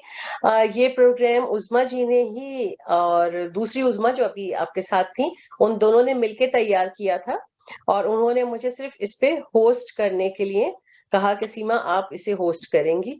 और क्योंकि मॉल्टन वुमेन काउंसिल के जो उस पे लिखा हुआ है कि जब मैं नई आई थी तब से कि हम इस पे किसी एक रिलीजन को लेके उस पे कोई कमेंट्स नहीं कर सकते या कोई खास नाम लेके, यहाँ पे सब अपने रिलीजन के रोजों के बारे में खुद ही बता रहे हैं, यानी कि मैं उनके अगेंस्ट नहीं बोल रही कि आपका ये रोजा क्यों है, ये तो जानने के लिए ये है सिर्फ ना, जानने के लिए है। जानने के लिए। जी। और इसी तरह पॉलिटिक्स का ये है कि बाज दफा लोग अलग अलग ग्रुप्स में होते हैं, जैसे पाकिस्तान में नवाज शरीफ की तरफ वाला, और फिर वो आपस में लड़ रहे होते हैं जनाब उसी बात पर ही, उसी प्लेटफॉर्म पे खड़े हुए कि आपने ये क्यों कहा इमरान खान को, आपने वो तो नवाज ठीक शरीफ है, को, लेकिन मैं तो जस्ट इसलिए रिमाइंड उनकी करवाना बात नहीं। चाहती हूँ। जी, तो ये दोनों उजमाओं ने मिलके तैयार किया है इस प्रोग्राम को, और मुझे सिर्फ होस्ट करने के लिए दिया गया है। No, this is not to offend anybody. We are just telling about our how जी, खुद ही हम बता रहे हैं, आप अपना बता खुद रहे हैं बता कि रहे हैं, किसी से कोई हमारे पर्सनली कुछ भी नहीं है। जी। सीमा, आप पूछ रहे थे ज़ोरास्ट्रियंस फास्टिंग नहीं करते। अच्छा, मैंने कहा आपको बता दूं कि आपने कहा था, तो मैंने फिर स्टडी किया, तो ज़ोरास्ट्रियंस के में फास्टिंग नहीं है। अच्छा, वरिंदर जी, जुब्दा भी कुछ कहना चाह रही हैं और फिर हम आगे बढ़ते हैं। हाँ, मैं ये कहना चाह रही हूँ कमलजीत की बात से कि ये हमारा जो प्लेटफॉर्म है, हम सब आपस में फ्रेंड्स हैं और हमें एक दूसरे के रिलीजन के बारे में भी नॉलेज होनी चाहिए। बिल्कुल और होनी मुझे चाहिए। बड़ी खुशी है, मुझे बहुत खुशी है कि हमें ये सिखिज्म की बहुत अच्छी नॉलेज भी मिली है कि जिन बातों का हमें नहीं पता या हमारे रिलीजन का आपको नहीं पता, हमें एक दूसरे के साथ जब हमने इकट्ठा बैठना तो एक दूसरे को हमें समझने के लिए एक दूसरे को देखना है कि हम एक दूसरे के रिलीजन की रिस्पेक्ट भी करते हैं और हमें करनी भी चाहिए। और ये हमारा प्लेटफॉर्म यही है कि हम फ्रेंड्स हैं और हम आपस में डिस्कस कर रहे हैं कि हमारे रिलीजन में ये होता है, क्योंकि हमारे ये आपस में डिस्कस जो है ना, वो कहते हैं ना तबादला ख्यालात, वो तो है, ठीक ये है, वो है। I agree. और देखो रिलीजन क्या है, सब रिलीजन खुदा की तरफ जाते हैं, एक ही खुदा को सब हम पूछते हैं, तो इसमें फर्क तो कुछ भी नहीं है, हम सब एक ही हैं। जी, अल्लाह नूर पाया कुदरत के सब बंदे, हम सब का खून का रंग एक ही है, और एक ही खुदा को हम पूछते हैं, तो इसमें तो आई डोंट थिंक सो कि हाँ ठीक है हम पंजाबी में करते हैं, आप लैंग्वेज अरेबिक में करते हैं, बस है थोड़ा तो सा लफ्जों का सब प्रॉफिट्स, किसी प्रॉफिट्स ने कोई गलत बात नहीं की है, ये जो इंटरप्रिटेशन आई है वो हम दूसरे लोगों ने की है। ठीक है, जो लड़ाई दीन के ऊपर लड़ाई करना चाहते हैं वो करते हैं, हम लोग तो नहीं करते। वीरेंद्र जी, अगर इजाजत हो तो आगे बढ़ूं? हाँ, थैंक यू सो मच। मैं आगे बढ़ने से पहले कहना चाहूंगी कि वीरेंद्र जी ने जो कुछ हमें बताया, ये एग्जैक्टली वो है जो कि फास्टिंग की रूह है, यानी कि हम भूखा प्यासा रहें, और अगर हम ये सब ना करें कि दूसरे की बुराइयां या अपनी कुछ हम खराबी में मुब्तला हो, उससे ना रुकें तो कोई रोजा नहीं है। अगर हम भूखे प्यासे रहें लेकिन हराम चीजें खाएं, यानी कि रिश्वत या फला, तो क्या रोजा है? तो उन्होंने हमें बताया कि उनके गुरुजी ने उन्हें जो तालीम दी कि इस सब जाहिर के भूखे रहने से बहुत बेहतर है कि रूहानी चीजों को बढ़ा के अपने अंदर खराबियों से बचें, बुरी बात करने से, हराम खाने से, खामखा किसी को तकलीफ पहुंचाने से, उस सब से बच के रूहानियत को बढ़ाएं। तो वो है कि वही जो रूहानियत या मज़ाहिब की रूह है, या उसका मगज है, जो उसकी मेन इंग्रेडिएंट्स है, उसको उनके गुरु ने उन्हें बढ़ाने के लिए कहा गया है। और वो बेहतरीन है, क्योंकि रिचुअल्स, जिन मज़ाहिब में हम रिचुअल्स के बाद रूहानियत बढ़ाते हैं, या रूहानियत को पहले, मेन बात वही है कि पहले हम प्रैक्टिस कर रहे हैं, बच्चे को स्कूल जाना सिखाते हैं और फिर वो कॉलेज और यूनिवर्सिटी आता है, और कहीं यूनिवर्सिटी और कॉलेज की तालीम से फिर उस तरफ ले जाते हैं। तो मेन बात वही है कि उसमें गुरु नानक जी के मजहब में गुरु नानक जी ने उन्हें रूहानियत को बढ़ाने के लिए की मेन इंग्रेडिएंट्स बताए हैं, और वो सिखिज्म उस पे यकीन रखते हैं और उसे पे अमल करते हैं, जो कि बहुत ही खूबसूरत और हसीन था। मैंने भी जब सुना वीरेंद्र जी से, मुझे बहुत खूबसूरत लगा, और मैंने उनसे देखिए कहा कि फास्टिंग का आप जो हमारे पास आके ये कहें। वो जी we should speak Harish ji. Only in देखिए जो हमारा टॉपिक है ना फास्टिंग पे, जी उसी पे बोलने का we should speak on fasting, हर रिलीजन में ही है। जैसे जी। हिंदुइज्म में भी ये फास्टिंग का है। देखिए हिंदुइज्म में जो हमारे हरीश जी, अगर आप नवरात्रे, मुझे 1-2 मिनट दें तो मैं पहले आई खालिद विल गिल स्पीक साहब ऑन को हिंदुइज्म, या तो ओके जी, ओके। फिर मैं आपको हिंदुइज्म का अभी टर्न ये आएगी, जो तो हम फास्टिंग का इंशाल्लाह, ना, मैं आपको भी दावत दूंगी और आगे भी। तो पहले जो टर्न, या तो आपको पहले हम हिंदुइज्म की टर्न ले आते हैं। जी नहीं नहीं, जी कोई हरीश बात जी। आई नहीं, विल हाँ। स्पीक ऑन फास्टिंग ओनली ना, उसका जो फास्टिंग हम करते जी हैं जी किस किस में करते हैं ना, I will speak on fasting only, nothing else, not about yes my yes. Religion या ये है। जी जी जो हमारे ईयर में 2 आते हैं जो ड्यूरिंग नवरात्रा सेशन कहते हैं, माता के दिन होते हैं, वो जी 9 डेज एवरी 6 मंथ होते हैं। उसमें हम्म। पूरा ये होता है कि फास्टिंग होता है। तो उसके बाद ये जो 1 से मंथ हमारा पूर्णमासी जब फुल मून होता है, तभी वी ऑब्जर्व फास्ट। मेरी वाइफ फास्ट करती थी, मुझे पता है, वो कभी छोड़ती नहीं थी ये पूर्णमासी फुल मून का।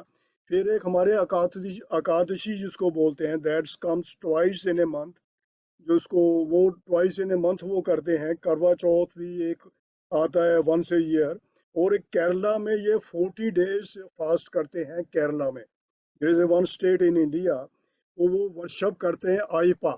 आईपा is incarnation of Lord Vishnu, या उनका है। वो 40 डेज फास्टिंग करके वहाँ एक साबरमली टेम्पल है, is very famous in Kerala. उसके बाद वो आफ्टर 40 डेज वो फास्टिंग करके वहाँ जाते हैं।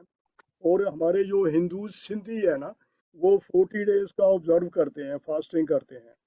तो ये हमारे जो महात्मा गांधी थे, freedom fighter, so he was very famous through non-violence of freedom fighter. So he was supporting on fasting, या वो तो इतने फास्ट करते थे, हर महीने 3 4 या 5 कोई भी बात होती थी फास्टिंग के लिए। सो सारा नॉन रिलीजियस नॉन वायलेंट तरीके से उनका, तो ही वाज वेरी फेमस। तो हिंदुइज्म हिंदू धर्म में व्रत का बहुत महत्व है, बहुत तो ज्यादा महत्व है। जी। और उसका हाँ, जो बहुत ज्यादा। बेनिफिट्स है, वो हमारे बहन जी ने जो बताया रमजान के जो बेनिफिट्स है, तो उनमें सारा बता दिया कि ये हेल्थ के लिए कितना अच्छा और सारा। क्योंकि ड्यूरिंग फास्ट हम लॉर्ड को, गॉड को, नेचुरली हमारे व्यूज ऐसे बन जाते हैं कि वी रिमेम्बर, उनको याद करते हैं। ये नहीं कि फास्टिंग का देयर इज नो यूज, उसका फायदा है कि हमारा सारा दिन उसी तरफ लगा रहेगा। बिल्कुल, we will recite, we will chant the name of God उसके बाद जो है। लेकिन उसका ये फास्टिंग का ये है बिल्कुल कि हमारा ध्यान उधर ही लगा रहेगा। तो ये अपना अपना बिलीफ है हर रिलीजन का। तो ये बिल्कुल, तो आई स्ट्रांगली बिल्कुल इसका सपोर्ट करता हूँ कि फास्टिंग इज गुड फॉर, बिल्कुल ये रूहानी ताकत के लिए, डिटॉक्सिफिकेशन ऑफ बॉडी के लिए, हेल्थ के लिए, स्पिरिचुअलिज्म के लिए फास्टिंग इज मस्ट, या या इसका होना बहुत ज़रूरी है। ये नहीं है कि दुश्मनों में ये नहीं होना नहीं चाहिए या नहीं है ना। तो करने से नुकसान क्या है, आपको फ़ायदा ही फ़ायदा है। If you R G getting any benefit you must do, या या उसको ये नहीं कि इसका करना ही नहीं चाहिए कि कोई फ़ायदा नहीं, ऐसी बात नहीं है। इससे करने से हमारे व्यूज़, हमारे थॉट्स बिल्कुल पाक होंगे, प्योर होंगे, हमारा ध्यान उधर होगा। तो फास्टिंग के बहुत बेनिफिट्स हैं, even medically it has been proved, या अभी के फास्टिंग के इतने हैं कि वही ये इसका सारा है। तो ये जो हमारे ऋषि मुनियों ने और बनाए फास्टिंग के, इसलिए जो हेल्थ पॉइंट ऑफ व्यू के मुताबिक बनाए अकॉर्डिंगली, ताकि हमारी हेल्थ ठीक रहे, ये ऐसा हो सारा कुछ। तो they are good for health even, या कुछ ना कुछ इसका मेडिकली और है, रूहानी फायदा है, कुछ है, जी तो दे आर मस्ट या मैं तो कह रहा हूँ ना। So thank you. Second we should only speak on ये फास्टिंग जो है, फास्टिंग नॉट जी ऑन रिलीजन, ये ऐसा दूसरा रिलीजन ये कर रहा है। ऑल मेरे ख्याल में ऑल रिलीजन्स आर गुड या मैं तो सेम सबका एहतराम करता हूँ। या और थैंक यू बिल्कुल अभी थैंक यू। लाहौर देखता रहता हूँ, एक बाल माला है, बाल वाला, डेली देखता हूँ, लाहौर आज भी देखा, तो उसने वो बिल्कुल उसमें कैसे वो क्या देते हैं ज़कात और सारा बड़ा कुछ करते हैं, वो बड़ी अच्छी बात है। अब बड़ा ये thank you so much Harish ji. मैं आप लोगों की इजाजत से प्रभा जी को हिंदुइज्म के फास्ट के बारे में बात करने के लिए बुलाती हूँ। तो जनाब प्रभा जी आप किस हाँ हाँ हम उनको भी बहुत प्लीज आप बात कीजिए इस पे कि आप क्या हिंदुइज्म में रोजे कैसे रखते हैं, कब से ये रोजे स्टार्ट हैं आपके यहाँ, उसमें क्या कवानीन है, कैसे रखते हैं, कब खोलते हैं, तो प्लीज। नमस्कार जी पहले तो, नमस्ते और नमस्ते। नमस्कार आप सबको। आप लोग सब कैसे हो? बहुत शुक्रिया माशाल्लाह। एक्चुअली जो हमारे हिंदू धर्म में जो भी महत्व है व्रतों का, उसकी गरिमा उसके पीछे ये है कि वो एक तरीके का और कुछ नहीं है, एक तरीके की प्रतिज्ञा है कि आज हम सच बोलेंगे तो सत्य व्रत हो गया, आज हम मौन रखेंगे तो मौन व्रत है। और ऐसे जैसे भीष्म पितामह जी ने प्रतिज्ञा ले ली थी, मैं ता जिंदगी शादी नहीं करूंगा, उन्होंने व्रत ले लिया, प्रतिज्ञा ले ली। इट्स जस्ट लाइक अ प्रतिज्ञा कि अपने मन को साधना। और जैसे ध्रुव जी ने कहा, मैं तो तक चैन से बैठ जब तक मुझे भगवान जी नहीं मिलेंगे। So it is something to be, अपने मन को, बुद्धि को, चित्त को, शरीर को स्थिर करके हम जो भी प्रतिज्ञा लेते हैं उसको ही हम लोग एक तरीके से व्रत कहते हैं। अब हिंदू धर्म में हम बड़े लोगों ने, बड़े गुरु लोगों ने अपने, जैसे हमारे घर छोटा सा अपना ही जो घर ले लीजिए ना, उसमें जो आपके बड़े लोग होते हैं वो बताते हैं, देखो बच्चे शाम से पहले घर आ जाना। और हमारे घर में रात को लड़कियां नहीं जाती, कुछ भी हो, A to Z कुछ भी हो, बड़े लोग अपनी अपनी बताते हैं, ऐसे करना वैसे करना वैसे करना, और उसमें भलाई ही होती है, कुछ बुराई होती नहीं है, क्योंकि बड़े लोगों का मान करने से बुराई तो होती नहीं। ऐसे ही इस धर्म के जो बड़े प्रकांड पंडित रहे हैं, जैसे हमारे भृगु जी हैं, जैसे हमारे व्यास जी हैं, बहुत बड़े बड़े, उन्होंने अपने ढंग से जितने वेद पुराण लिखे, उन्होंने अपनी तरफ से कुछ नियम बना दिए, उसका पालन जो है हिंदू धर्म में करने लगे, और वो आगे आगे आगे आगे बढ़ने लगे। तो ये एक तरीके से व्रत जो है, एक तरीके से मन को, बुद्धि को, चित्त को और अहंकार को बस करने की एक चीज है, क्योंकि अहंकार एक ऐसी चीज है चुपचाप आके बैठ जाता है अंदर, और जो कहते हैं मेरे अंदर अहंकार नहीं है, सबसे ज्यादा उसी के अंदर होता है अहंकार, और बड़ा तंग करता है ये। उसके बाद जो मन है, मन से ही तो सारा शरीर चलता है, मन से ही इच्छा होती है मैं पिक्चर देखने जाऊं, मन से इच्छा होती है मैं पूजा में बैठूं, मन से इच्छा होती मुझे नीचा दिखाया मैं भी इसको नीचा दिखाऊंगा। तो मन को स्थिर करने के लिए निहायत जरूरी है ये जानना कि हमारे को अब ये दिन आ रहा है, हमें व्रत रखना है, अब ये दिन आ रहा है, हमें व्रत रखना है। तो इस ढंग से क्या होता है कि आगे आगे आगे आगे फायदा होता है। लेकिन मैं जो आपको फायदे बताने के लिए जाऊंगी, जो है साइंटिफिक भी बताऊंगी क्या क्या फायदे होते हैं, जी जी आध्यात्मिक भी बताऊंगी, मतलब ये स्पिरिचुअल भी बताऊंगी, और साथ में एस्ट्रोलॉजिकल भी बताऊंगी कि ग्रहों से क्या असर होते हैं, क्या करने से कौन कौन से दिन किस तरीके से पूजा करनी होती है। मैं हर चीज को टच करती हुई चलूंगी, ताकि आप लोगों को फायदा हो कि व्रत किस लिए रखा जाता है, इसके क्या क्या फायदे हैं। साइंस में आप देखिए बेहद खूबसूरत चीज है कि जब हमने व्रत रखा है तो सबसे पहले हमने संकल्प करा, हमने व्रत रखना है, मन स्थिर, ये दिन आएगा मैं ये व्रत रखूंगा, तो मन स्थिर हुआ। उससे क्या होता है कि आज व्रत है तो मैं तो फल खाऊं, मैं तो पानी पीऊंगा, मैं तो झूठ नहीं बोलूंगा, मैंने तो आराम करना है, ज्यादा काम नहीं करना, मैंने वो करना। इन सब बातों से क्या फायदा होता है, एक तो बॉडी को रेस्ट मिल गई, हमने फल खाए, तीसरे हमने ये सब चीजें गड़म डगड़ जो सारा दिन खाते पीते वो नहीं खाया, क्योंकि हमने सात्विक खाना खाना है उस दिन, ऐसे ही करना है बस, ये नहीं करना वो नहीं करना, थोड़ा बहुत खाना है, ज्यादा नहीं खाना है। उससे क्या होता है, चेहरे का निखार आता है, साइंटिफिक आपको बता रहे हैं, चेहरे का निखार आता है। उसके लिए ब्यूटी पार्लर जाते हैं, बड़े बड़े खर्चे करते हैं, और बड़े बड़े महंगे महंगे चीजें खरीद के उसके ऊपर अपने शरीर को खराब ही करते हैं, अच्छा नहीं करते। तो ये सब चीजें होती है, इससे क्या होता है कि हमारा मन बुद्धि तो शुद्ध होता ही होता है, हमारा शरीर भी शुद्ध होता है, सारे विकार दूर होते हैं, त्वचा चमकदार हो जाती है।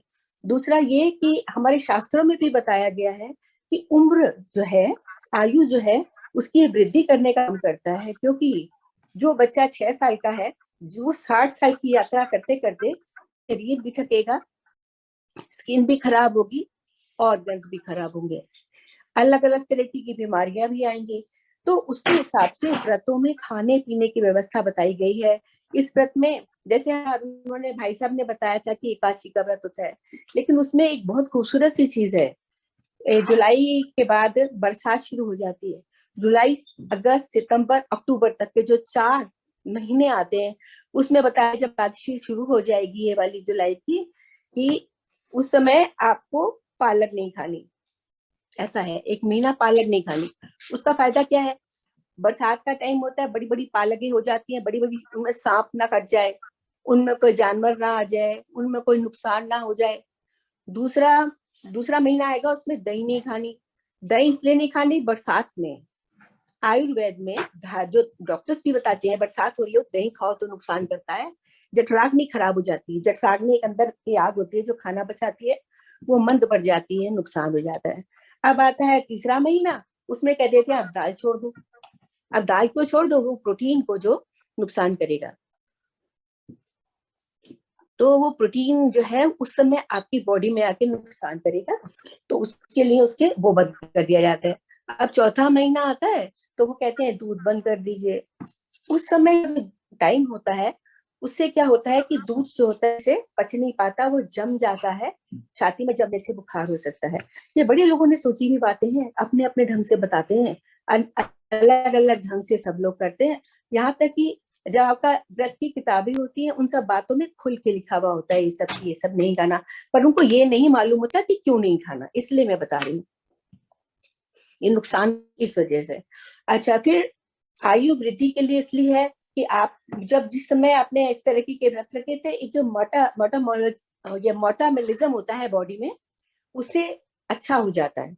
जब वो अच्छा हो जाता है तो जो हमारे जो अंदर के जो यंत्र है काम करने वाले, बहुत सारे यंत्र काम करते हैं, वो अच्छे होने लग जाते हैं, स्ट्रांग हो जाते हैं। तो हमारा बड़ी एज होने के बावजूद भी हम बड़े बड़े काम कर सकते हैं, यंग बच्चों का काम कर सकते हैं। अब आजकल के बच्चे इन बातों पे यकीन नहीं करते, कोका कोला पी ली, शराब पी ली, और जब सब कुछ खा लिया, अगड़म सगड़म सब कुछ खा लिया। और हमारे जो बुजुर्ग इस समय 50-55 साल, जो इस समय 60 से ऊपर बुजुर्ग है, वो स्ट्रॉन्ग है जो आजकल के बच्चे हैं उनसे कंपैरेटिवली अगर आप देखें तो। अच्छा, फिर दूसरी बात क्या है कि इम्यूनिटी सिस्टम अच्छा हो जाता है व्रत रखने से। अच्छा, जठराग्नि को आराम मिलता है, इस समय आराम कर लिया तो अंदर का कचरा जो भरा पड़ा है, पुराना खाया पिया है, बुखार हो जाए, कुछ हो जाए, तो वो पच जाता है, नई बॉडी हो जाती है। दूसरे दिन नई जिंदगी, नई खुशी, नई उमंग, नया साहस। उसके बाद एक कोलेस्ट्रॉल होता है जो हमारे हृदय को खराब कर सकता है, हार्ट अटैक हो सकता है, स्ट्रोक हो सकता है। दिमाग में स्ट्रोक हो गया तो अंग खत्म हो जाए, क्या अंग खत्म हो जाए, मौत हो जाए, आदमी ना पाए। स्ट्रोक हो गया तो कुछ भी खराब हो सकता है, आंख खराब हो जाए, आपको नहीं मालूम कहाँ पे जाके खून का स्टॉक रुका है, वहीं पे वो बॉडी वो खराब हो जाएगी। तो कोलेस्ट्रॉल कंट्रोल होता है व्रत से जी। ये इतना बड़ा सत्य है कि आपका एक साइंटिफिक रीजन है, जिसकी वजह से बड़े बड़े लोगों ने, इन लोगों ने मिलकर हम लोगों को जो सिखाया, हमारे बड़े लोगों ने जो सिखाया, उस तरह से उनको भी फायदा होता है। अब मैं स्पिरिचुअली आपको बताऊंगी कि आध्यात्मिक तौर पे इसका क्या फायदा होता है। मन, बुद्धि, चित्त और अहंकार, तो मैंने आपको मेन बॉडी की चीजें बताई हैं जो होती हैं। तो जिस समय हम कोई भी साधना करते हैं, साधना का मतलब पूजा पाठ करते हैं, समाधि लगाते हैं, सपोज करो 2-2, 3-3 घंटे के गलियां समाधि लगाई, वो क्या खाक समाधि लगाएगा जिसका शरीर ही नहीं चलता, जिसका शरीर ही किसी काबिल नहीं है, वो कैसे तो समाधि लगाएगा। कोई भी साधन करना है उसके लिए साध्य भी तो अच्छा होना चाहिए। साध्य मतलब शरीर जी, बिल्कुल। आत्मा, शरीर, आत्मा और मन ही तो मेन होते हैं। जो हमें काबू में करेंगे तभी हम उसको साधना एक जगह टिका सकेंगे। बिल्कुल तो बिल्कुल। ये सब बातें होने की वजह से आध्यात्मिक तौर पे हम उन्नति तब तक नहीं कर सकते हैं जब तक हम इस तरीके की बातें ना करें। घंटों हैं पूजा पाठ कर रहे हैं या ध्यान लगा रहे हैं, ध्यान ही नहीं लगेगा ये क्या बेशक, कर रहे हैं। बिल्कुल सही। अगर मैं गलत कह रही हूँ तो आप मुझे बताइएगा कि जिस समय हम साधना करने बैठते हैं उस समय क्या होता है, याद आता है ओ मैंने गैस तो बंद करी कहीं, हाय कोई दरवाजे में कौन आया होगा, उसने मुझे ये कहा था, अरे गैस मेरी दूध ना जल जाए, मेरी सब्जी ना जल जाए। सारी बातें उसी समय याद आएंगी जब हम पूजा करने के लिए बैठेंगे। बिल्कुल सही कह रहे हैं। उस समय साधने के लिए हमारे बड़े बुजुर्गों ने, गुरुओं ने बताया अपने मन को डांट लगाओ। तो उस समय कहा था जब मैं पूजा था, अब हो जाने दीजिए जो हो रहा है, डांट खाएगा ना बड़ों की ठीक हो जाएगा, फिर तेरी अकल आ जाएगी ठिकाने। अपने आप को डांट के उस जगह पे बैठाओ, जबरदस्ती बैठाओ। मन को काबू करना पड़ता है, बड़ा बदमाश होता है। माच है ये दिल ही पिटवाएगा। सही कह रहे हैं, तो इस बिल्कुल तरीके से पूजा पाठ से बहुत ज्यादा लाभ होता है, उपवास करने से। और व्रत में सबसे बड़ी बात होती है संयम आता है। हम खा रहे हैं आज, व्रत है, कोई टिक्की खा रहा है तो वह मन जाएगा, आज तो मेरा टिक्की खाने को मन कर रहा है। उसको साधना, अपने में रोकना, अपने आप को, अपना मन वहां से हटाना, उससे संयम आता है। उससे संयम आने से क्या होता है, कभी कभी जिंदगी में भी ऐसी ऐसी बातें होती है, कोई भी चीज लेने को मन करता है, अपने पास हजारों चीजें होंगी, दूसरे को देख की चीज उसके लिए मन ललचाता है। हम अपने पति को डांटेंगे, हम अपने बच्चों को डांटेंगे, हमें तो ये लेना है, हमें तो ये चाहिए, हजार भरी पड़ी वो चीजें नहीं, पर हमें तो वही चाहिए। संयम खत्म हो जाता है।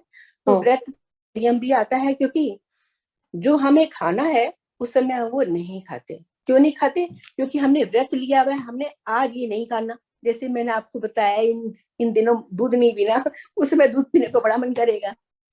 लेकिन हम अगर साथ जाएंगे, अपने आप को साथ लेंगे, दबा लेंगे, समझा लेंगे, तो ये हमारे शरीर को, मन को, बुद्धि को, चित्त को और अहंकार को भी काबू में करेगा। अहंकार जो है ना, वो तब आता है जब हम सोचते हैं we are the perfect person. जी, we are the perfect person. आप परफेक्ट होंगे लेकिन दूसरे भी परफेक्ट हैं। बिल्कुल, तो अल्लाह ने बेशुमार बेहतरीन।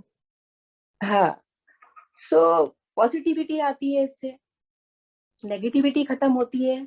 आप ही अच्छे नहीं हो, दुनिया में बहुत लोग अच्छे हैं, आप ही परफेक्ट नहीं हो। जिस आदमी के मन में ये बात आ जाएगी ना, आई एम द परफेक्ट, उससे परफेक्ट वाला आदमी आएगा तो उसके अंदर गिल्टी कॉन्शियस हो जाएगा, या तो वो उससे लड़ेगा और या वो डिप्रेशन में पहुंच जाएगा। जी, दोनों ही बातें गलत है। हर एक आदमी की अपनी ऊर्जा है, अपनी शक्ति है। तो सुनी सुनाई बातों में क्या ध्यान देना। मैं आपको इतना छोटा सा उदाहरण देती हूँ व्रत का, ज्यादा बड़ा नहीं है, कोई भी कर सकता है। आपने व्रत लिया, मौन व्रत का, आधे घंटे का ले लो, खाली जाके सिर्फ आधे घंटे का भी रख लो। आप ताज्जुब करेंगे जिस समय आप नियम लोगे ना। मैंने ना 10 बजे से लेके 10:30 तक मौन व्रत रखना है, मैंने नहीं बोलना। वो 10 से 10:30 तक उन लड़कियों के भी फोन आ जाएंगे, सीलियों के भी फोन आ जाएंगे, जो कभी फोन नहीं करती थी। उसी समय दूध वाली की घंटी बजेगी। हाँ जी, हाँ। उसी समय सारे काम याद आएंगे कि ये करना है, वो करना है। क्यों? आपके मन को तोड़ना है। व्रत ने आपको तंग करना है, लेकिन हमने उससे लड़ना है। संयम का ये जो है प्रतिज्ञा, उस प्रतिज्ञा का पालन करना। अच्छा, आप लोग मेरी यकीन मान के आधा घंटा करके देखिए, आप लोग मुझे मीटिंग में बताओगे तुम ठीक कर रही थी। उस समय सारी मुसीबतें आई कि जिस समय आपने व्रत रखा। अब सबसे बड़ी इसके लिए, जब हम व्रत रखते हैं उसके लिए छोटी छोटी कहानियां बड़ों ने बना रखी हैं, किताबें भी आती हैं, उसकी कहानियां सुनाई जाती हैं। जैसे दिवाली की अलग है, करवा चौथ की अलग है। तो करवा चौथ की है तो वो पतियों के लिए है, तो होली अष्टमी है तो वो बेटों बच्चों के लिए है, तो वो नवरात्रे आते हैं तो औरतों के लिए है। हर एक समाज के हर लोगों के लिए व्रत है। ये नहीं है कि खाली औरतें कहती हैं हम सबके लिए व्रत रखते हैं, हमारे लिए तो कोई नहीं रखता। जो नवरात्रे आते हैं तो वो औरतों की शक्ति बढ़ाने के लिए होते हैं। अच्छा, तो ऐसे ही थोड़ा सा और मैं आपको एस्ट्रोलॉजी के लिए बताऊंगी। जरूर जरूर बताइए। एस्ट्रोलॉजी में भी हर, जैसे कहते हैं अरे भगवान जी में तो बहुत सारे, हिंदुओं में तो बहुत सारे भगवान जी है, किसको मनाए किसको नहीं मनाए। तो यहाँ एस्ट्रोलॉजी आके आपको बताती है कि कौन किस तरीके का आदमियों की ओरा, औरती आदमी और आदमियों का मतलब है इंसान की ओरा अलग होती है। एक की ओरा अलग है, एक की ओरा अलग है, एक की ओरा अलग है, एक की ओरा अलग है। हम जो एस्ट्रोलॉजर्स होते हैं, मैं भी एस्ट्रोलॉजर हूँ, इस नाते बता पाती हूँ कि हम बता पाते हैं कि इसके साथ आपका अच्छा चलेगा क्योंकि इसकी ओरा आपसे मिल रही है, इसके साथ आपका चलेगा नहीं क्योंकि इसकी ओरा आपके नेगेटिव जा रही है।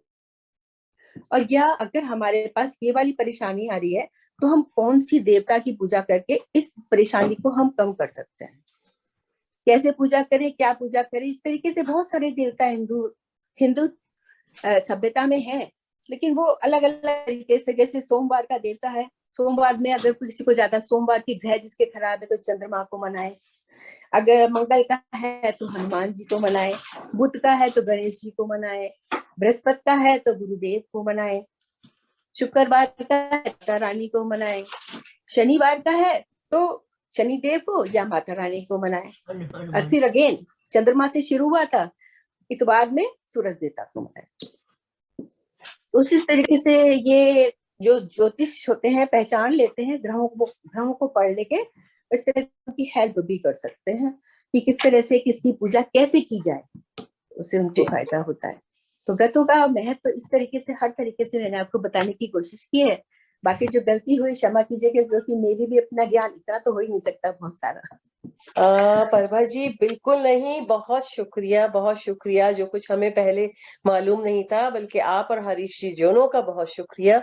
और आपने जिस खूबसूरती से एक एक चीज को अलग अलग बताया है वो बहुत अच्छा था और वाकई बहुत इंफॉर्मेटिव था कि हमने ये जाना कि इतना ज्यादा मेन बात फिर घूम फिर के वहीं आ जाती है कि दिल और दिमाग और अपने ईगो को कंट्रोल कैसे करेंगे हम।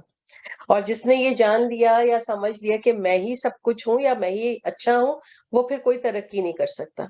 तो ये सारी ही बातें ऐसी हैं कि हमें हमारी रूहानियत को, स्पिरिचुअलिज्म को बढ़ाने के लिए ये सब बहुत जरूरत है कि हम अपने दिल, दिमाग, रूह और ईगो को काबू में कैसे रखें। और वाकई कि अगर आधा घंटा चुप रहना हो, सिर्फ नमाज पढ़ने 2-4 मिनट की होती है, खड़े हों तो जमाने भर के ख्याल आते हैं, सेम दाल ना जल गई हो, फला यूं ना हो गया, ऐसा ना हो गया, बेल बजी है। तो आपकी बातें 100% बिल्कुल सही हैं कि सिर्फ हमारे ही दिल और दिमाग बगावत नहीं करते, हर तरफ से चीजें, बेल बज रही है, ये हो रहा है, सब शुरू हो जाते हैं। और यही हमारी आजमाइश है। यही सब रूहानी चीजों को करने या ये जो भी रिचुअल्स होते हैं, जो भी रूहानी चीजें होती हैं, इनको करने से इन्हीं सब चीजों को हम कंट्रोल कर सकते हैं। अपने मूड्स को कंट्रोल, ये कुछ भी कभी भी हो सकता है, तो हम कैसे अपने मूड्स को कंट्रोल में रखें, अपनी जबान को कंट्रोल में रखें, अपने दिल को, अपने दिमाग को। तो मेरी रिक्वेस्ट है, अगर कोई भी अपने सवालात करना चाहता हो प्रभा जी से, हरीश साहब से, तो प्लीज करें। मैं बात करूंगी प्रभा जी से कि प्रभा जी ने बहुत अच्छी इंफॉर्मेशन दी है। Thank you so much.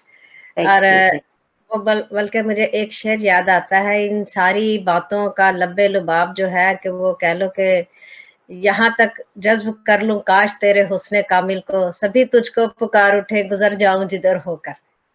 कि वो रब है, रब की जात को अपने अंदर से मोलो तो बस अल्लाह ही अल्लाह गुड होता है। जबकि गर्दन झुकाई और मुलाकात कर ली, इतना आगे आपको बस दिख गया है। तो जहाँ किसी का बिलीफ है वहाँ बना रहे। बिल्कुल, हाँ जी, बिल्कुल ऐसा ही, वही ना, जिसका बिलीव है वही, इसीलिए मैंने ये शेर बोला है। नहीं वही है ना, बिल्कुल। हर जबान में, हर रंग में, हर रूप में वो छुपा हुआ है, वही पूरा है, वही झुकाई को मुलाकात कर। सही बात है। बहुत शुक्रिया प्रभा जी, हरीश जी। तो अब मैं आप सबकी इजाजत। जी वीरेंद्र जी कुछ पूछना चाहती है? हाँ, मैंने जुब्दा की बात से मेरे को याद आ गया कि गुरु ग्रंथ साहब में एक शब्द है, अव्वल अल्लाह नूर पाया कुदरत के सब बंदे। बेशक ये सब उसी के बंदे हैं। वो मेरे को आपके शेर से याद आ गया। Thank you. एक नूर से सब जग उपजे, कौन पले कौन मंदे, कोई सबके दिल मेरा साईं बसता, कौन पले कौन चंगे मंदे। बहुत शुक्रिया। आप सबकी इजाजत से मैं आगे जो है, कोई और कुछ सवाल करना चाहते हैं? नहीं, तो मैं आप सबकी इजाजत से खालिद गिल साहब को दावत देती हूँ। वो क्रिश्चियन कम्युनिटी के तरफ से बताएंगे कि उनके यहाँ रोजों की क्या हैसियत है, कैसे रोजा रखते हैं और उसकी क्या इम्पोर्टेंस है। जी खालिद साहब, आप अनम्यूट कीजिए अपने आप को। खालिद साहब,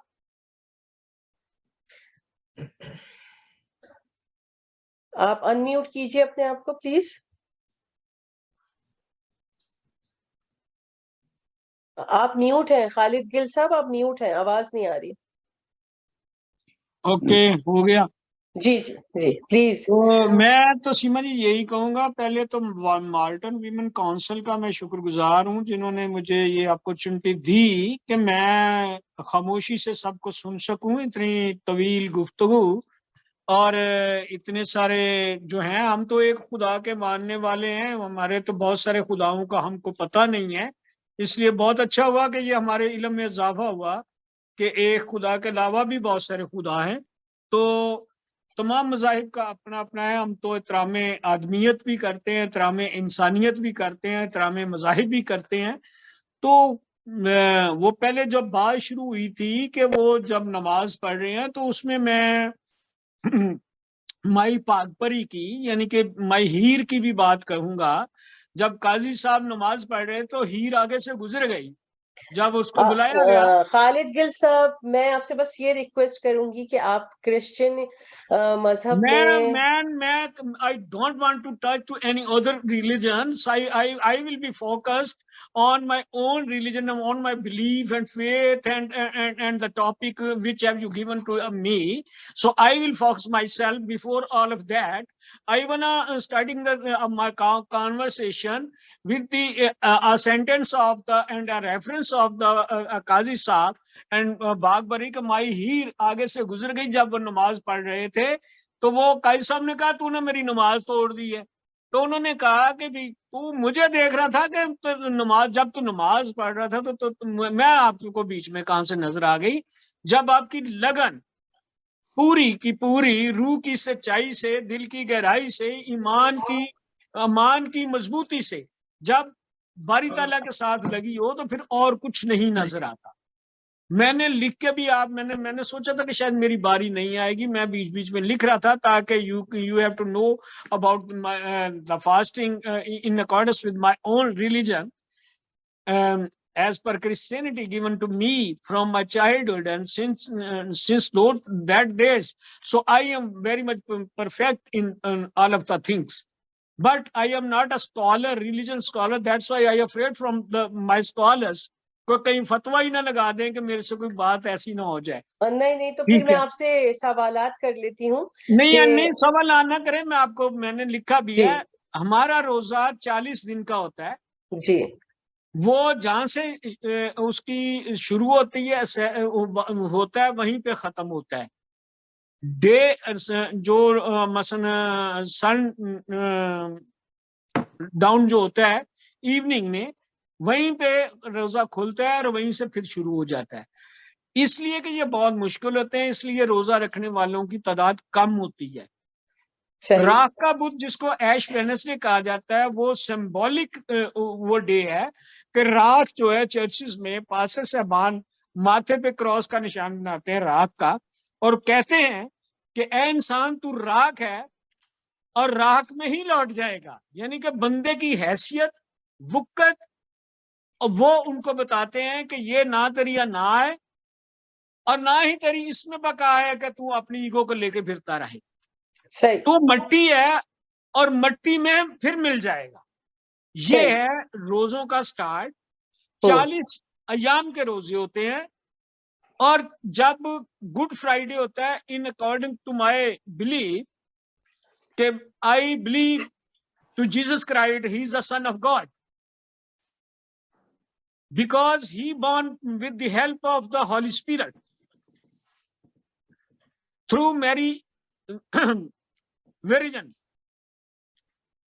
तो मुकस्सा माँ मरियम जो कुमारी थी उससे वो पैदा हुए। तो इस हवाले से रूहानी तौर पे जो क्रिश्चियंस हैं उनको बोल 33 साल उन्होंने जमीनी जिंदगी गुजारी, जब आखिरी अयाम थे तो उन्होंने रोजा रखा, और जिस दिन उनको क्रूसिफाइड किया गया वो गुड फ्राइडे था,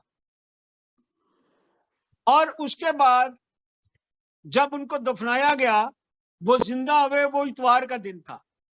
इसलिए ईस्टर जो है इतवार के दिन आता है, वो यीशु मसीह के जी उठने की ईद मनाई जाती है। इसमें रोजा जुबान का है, रोजा कान का है, रोजा आंख का है, रोजा हाथ का है। ये रोजा नहीं है कि या तो शरह पे अमल करो तो मुकम्मल करो, वो आधी बात, अधूरी बात नहीं है। ये है रोजा।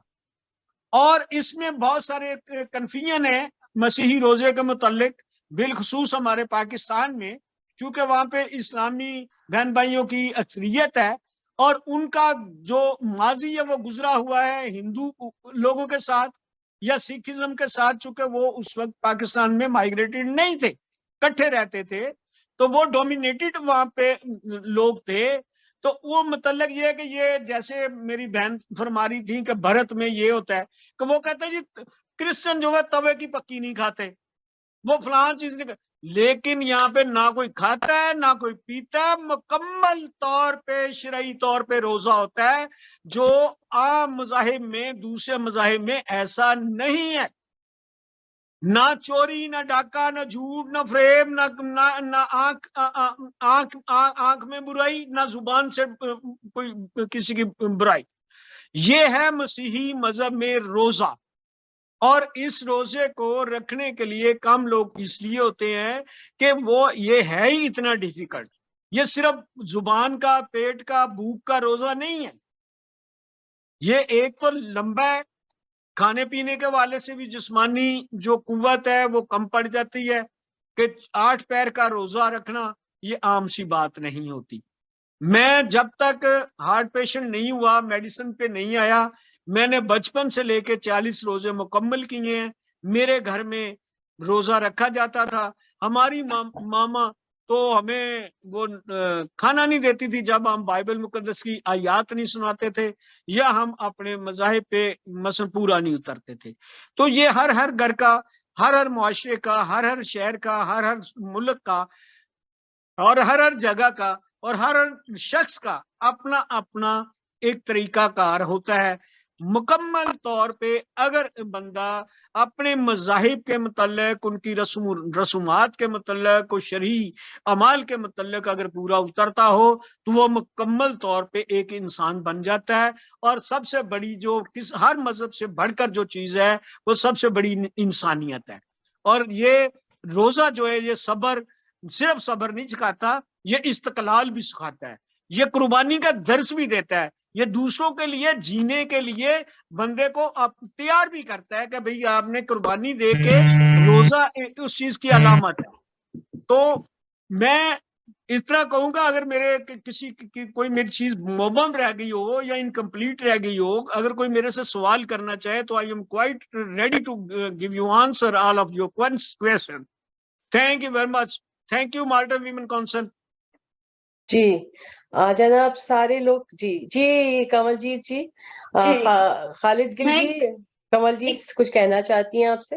नहीं, मैं एक छोटा सा सवाल पूछना चाहती हूँ खालिद से कि हर रिलीजन में जैसे एक रिलीजन में इसको कहते हैं कि व्रत रखा है, एक रिलीजन में कहते हैं ये रोजा रखा है, और एक रिलीजन में तो इसको कुछ भी नहीं कहते।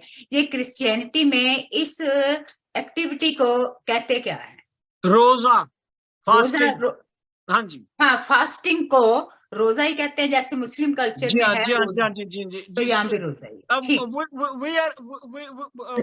we Muslim and Christians are the very nearest because we believe on the heavenly books. ठीक, थैंक यू।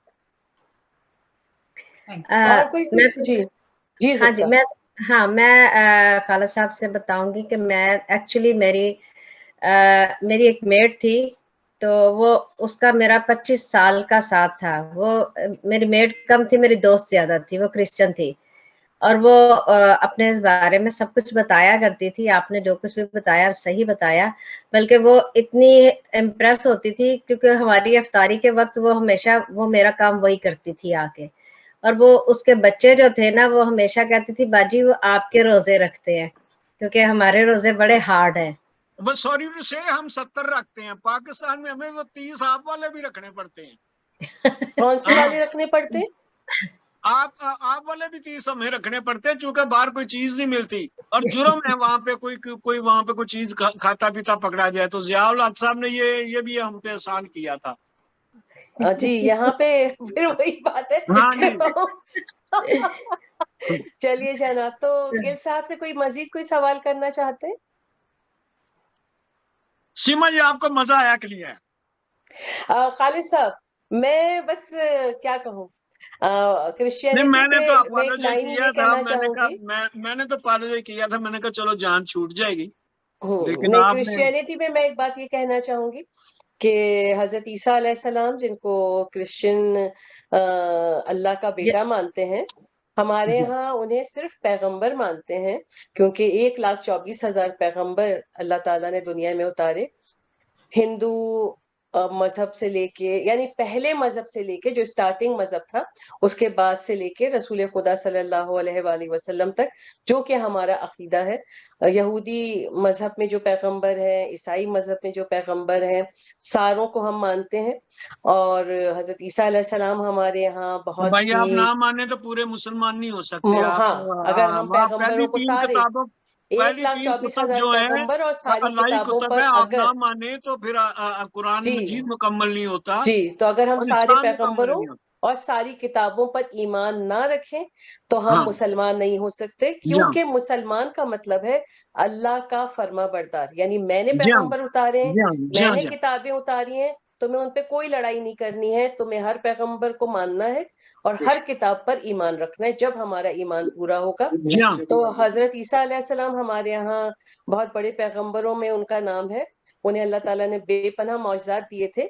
बीमारों पर हाथ रखते थे तो उसकी आंखें सही हो जाती थी, कौड़ी सही हो जाते थे, मुर्दा पे हाथ रखा तो वो जिंदा हो गया। और सबसे बड़ी जो उनकी थी कि उनकी वालदा उनकी शादी नहीं हुई थी, हजरत मरियम, उनका पूरा एक सबक है, पूरा एक चैप्टर है कुरान में, और कि वो कंवारी थी और अल्लाह ने अपना नूर कहा कि मैंने अपना नूर मरियम के पेट में डाला, तो हजरत ईसा। तो लोगों को ख्याल हुआ कि मरियम तो मतलब बगैर शादी वाली हैं। उन्होंने, हजरत मरियम ने कहा अल्लाह ताला मैं कैसे लोगों को कहूंगी, मैं क्या कहूंगी कि मैं कैसे प्रेग्नेंट हुई। तो अल्लाह ताला ने उन्हें कहा कि तुम कुछ नहीं कहोगी, ये बच्चा कहेगा। तो हजरत मरियम ने कहा कि ये बच्चा जो अभी पैदा हुआ है ये क्या बोलेगा और लोग कैसे यकीन करेंगे। तो अल्लाह ताला ने कहा आज तुम चुप रहोगी, यानी चुप का रोजा उन्हें दिया गया। वो खामोश रही जब वो अपने इलाके में वापस आई। और वो बच्चा, जब लोगों ने कहा मरियम तुमने ये क्या काम किया, तो हजरत ईसा अलैहिस्सलाम जो उनकी गोद में थे, एक दिन के बच्चे थे, वो बोलना शुरू हो गए कि मैं अल्लाह का पैगंबर हूँ और अल्लाह ताला ने मुझे इस काम के लिए भेजा है। और यही उनकी निशानी थी। हाँ जी, जितने भी पैगंबर अल्लाह ताला ने दुनिया में उतारे हैं, रसूल खुदा सल्लल्लाहु अलैहि वसल्लम से लेकर पहले जितने पैगंबर हैं, उनकी निशानियां हैं। और उन्हीं निशानियों के तहत उन्हें पैगंबर लोगों ने तस्लीम किया। मोहर लगी हुई थी और बहुत सारी चीजें, बादल साया करता था। खैर, यहाँ पे क्योंकि सारे ही पैगंबर का जिक्र है तो आगे हम हमारे लिए चलते सब हैं। मोहतरम है जी, सब मोहतरम है। सब मोहतरम है। मैं बहुत शुक्रिया खालिद गिल साहब। कोई मजीद खालिद गिल साहब से सवाल करना चाहे तो जरूर करें, वरना हम आगे चलते हैं। तो जनाब, मैं आगे दावत दे रही हूँ। सीमा जी, मैं माजरत के साथ लीव करने लगा हूँ क्योंकि मैं ना, मेरे गेस्ट आए हुए हैं तो खाना वो फिर वो। बहुत शुक्रिया जी खालिद गिल साहब, जो अच्छा थैंक यू। खाएं हमें याद रखिए। अल्लाह हाफिज जी। तो जनाब, मैं आगे दावत दे रही हूँ नीरू जी को। वो हमें बुद्धिस्ट रोजे के बारे में बताएंगे। गौतम बुद्ध साहब जो हैं वो बहुत बड़े वली औलिया गुजरे हैं इस दुनिया में। और नीरू जी से उन्हीं पर हम बात करते हैं कि उनके यहाँ रोजे का क्या सिलसिला है। नीरू जी। सीमा, थैंक यू सो मच। लेकिन सीमा, बात ये है कि मैं सिर्फ 2 मिनट ही रुक सकती हूँ। मुझे 8 बजे से पहले जाना है, मेरा सेशन है। तो मेरे पास 2-3 मिनट ही बचे हैं, तो मैं ब्रीफ में थोड़ी सी बात कर लेती हूँ। नीरू जी वेरी सॉरी, अगर आप पहले ही हमें बता देते तो हम आपको पहले वो कर लेते। बताया आपने मुझे था मेरा ख्याल, लेकिन वो एनी हाउ वो मेरी उस्मा से तो बात हुई थी, लेकिन वो शायद मैसेज कन्वे नहीं हुआ होगा। एनीवेज कोई बात नहीं। अच्छा, सॉरी अबाउट दिस। जी जी प्लीज नीरू जी। हाँ, तो बहुत ही नटशेल में, क्योंकि समय नहीं है, तो बुद्धिज्म में ऐसा है कि फास्टिंग इन इट सेल्फ अलग से ऐसा कोई रिचुअल नहीं है जिसको ऑब्जर्व करना होता है, लेकिन एक वे ऑफ लाइफ में फूड को लेके प्रिसेप्ट क्या है बुद्धिज्म में, वो ये है एक टाइम खाने का। तो उसमें ऐसा है कि सुबह से लेके मिड डे के बाद कुछ नहीं खाना, और मिड डे के बाद अगले दिन डॉन पे और between the early rising and between mid day उतना ही आपके पास टाइम पीरियड है। आज के रेफरेंस में जिसको हम इंटरमिटेंट फास्टिंग बोलते हैं, कुछ उस तरह से। तो खाने को लेके जो बुद्ध का, क्योंकि ये एक ऐसा रिलीजन है जो एथीस्ट रिलीजन है, इसमें किसी भगवान का, किसी गॉड का कोई कॉन्सेप्ट नहीं है। तो इसमें बुद्ध का जो आइडिया था वो यही था कि इवनिंग में आधे दिन के बाद खाने से वो अपने आप को फ्री रखते थे। इस तरह से इलनेसेस नहीं होती हैं, कोई बीमारी नहीं होती है, और सेहत अच्छी रहती है। तो जी। मोटा मोटी, क्योंकि ये जो पूरा रिलीजन है वो मन और शरीर दोनों को साथ लेके चलता है।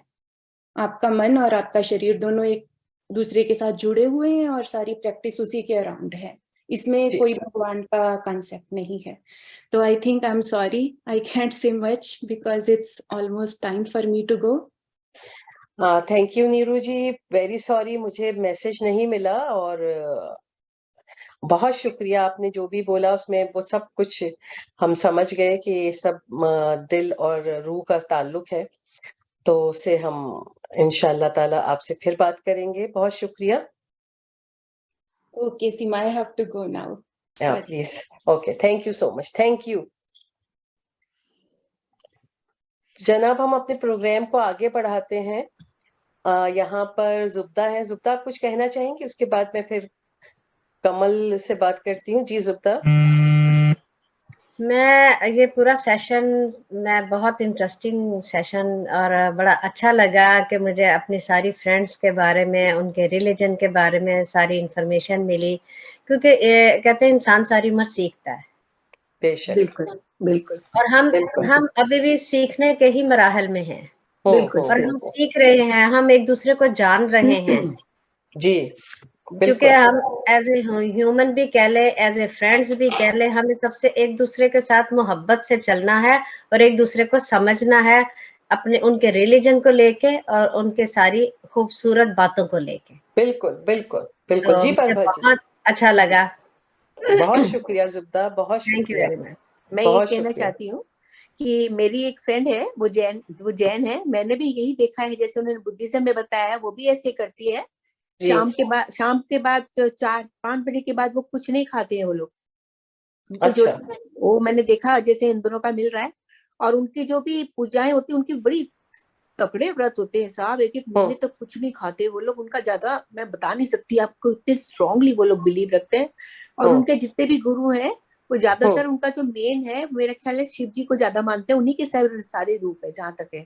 यहाँ अच्छा। मुझे ज्यादा नहीं पता, शायद ऐसा ही है। माशाल्लाह। वही ना कि सबको। जी जी जुब्दा। मैं एक बात, अभी नई इंफॉर्मेशन जो मुझे मिली है, मैं तो ये गौतम बुद्ध के बारे में, कि मैं समझती थी कि ये जिस तरह इनके जो हैं राम है, लक्ष्मण है, उस तरह ये गौतम बुद्ध उन्हीं के, यानी कि वो एक ही रिलीजन है। लेकिन मुझे आज पता लगा वो डिफरेंट है। वो आत्मा को मानते थे, सिर्फ आत्मा को मानते थे, बस हाँ, सोल को वो मानते थे। ये मुझे अभी इंफॉर्मेशन मिली है, तो मुझे नहीं मालूम था। नेटफ्लिक्स में ना बहुत अच्छी सीरीज है अबाउट गौतम बुद्ध। ओके, बहुत इंटरेस्टिंग सीरीज है अबाउट हिज लाइफ। ठीक है। Thank you. शुक्रिया वीरेंद्र, शुक्रिया। जनाब, हम यहाँ पर कंवल हैं। आप कंवल कुछ बोलना चाहेंगी, कुछ कहना चाहेंगी? सभिया मुझे दिख रही है। सभिया, आप कुछ कहना चाहेंगी?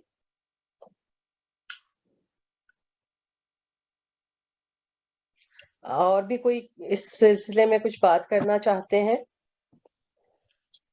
तो वैसे तो प्रोग्राम का टाइम तकरीबन हो चुका है, लेकिन मैं इसमें बस एक बात कहूंगी कि हमारा रोजा चाहे वो जिस्मानी हो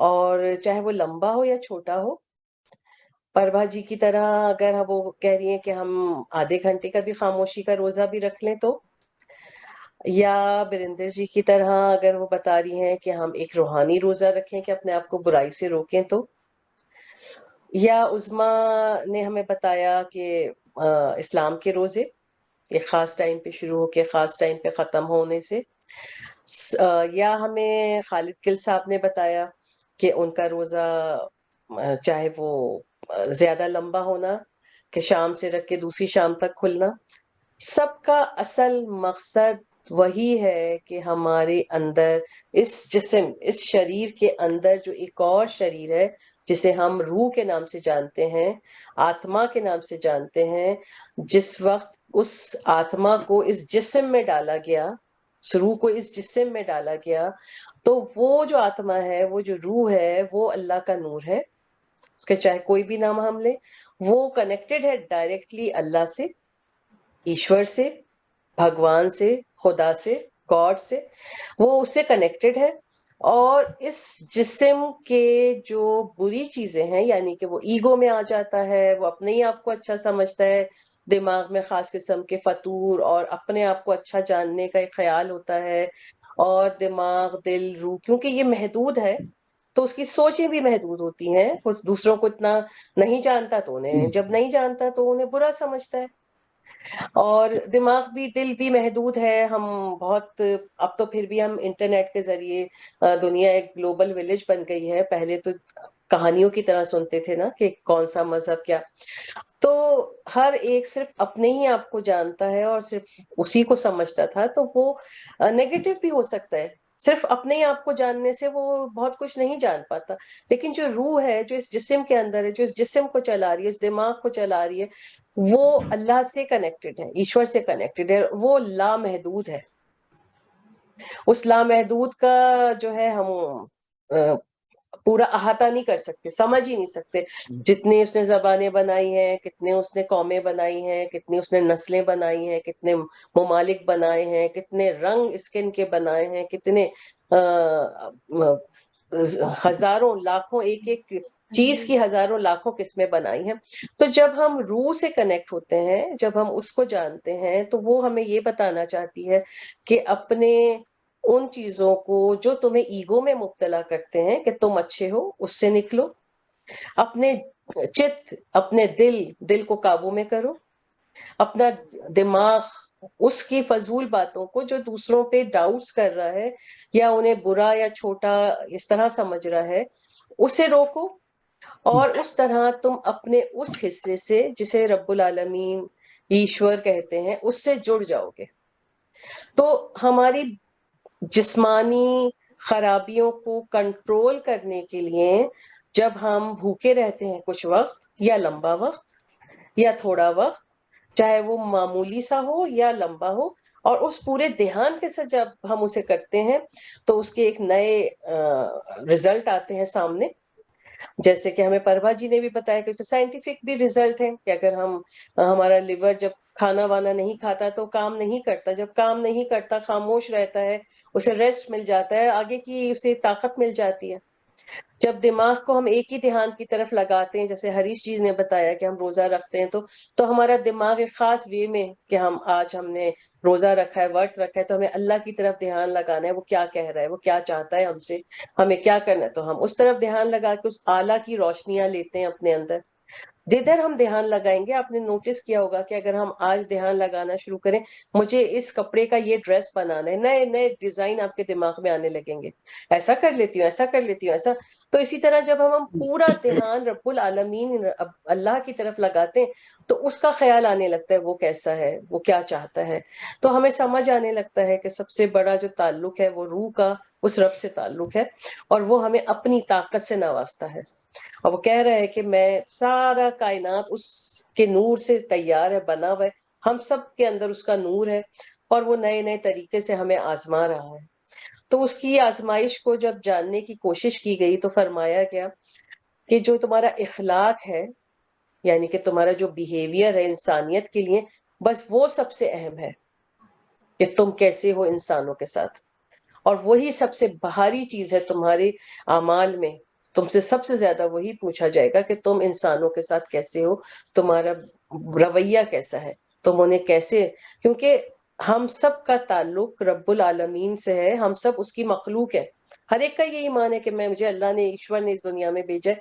तो जब हम उसकी मखलूक को उससे जानते हैं तो हम उसकी इज्जत करेंगे, हर इंसान की इज्जत करेंगे, चाहे वो कोई भी काम करता है, वो काम बड़ा है या छोटा है, वो कहीं भी पैदा हुआ है, उसका रंग कोई भी है, उसकी नस्ल कोई भी है, हमें इससे कोई ताल्लुक नहीं है। हमारे लिए उसका ताल्लुक सिर्फ ईश्वर से है, कि वो उसका ताल्लुक, उस बंदे का ताल्लुक, उस इंसान का ताल्लुक ईश्वर से है, अल्लाह से है, और इसलिए वो मेरे लिए काबिल ताजीम है।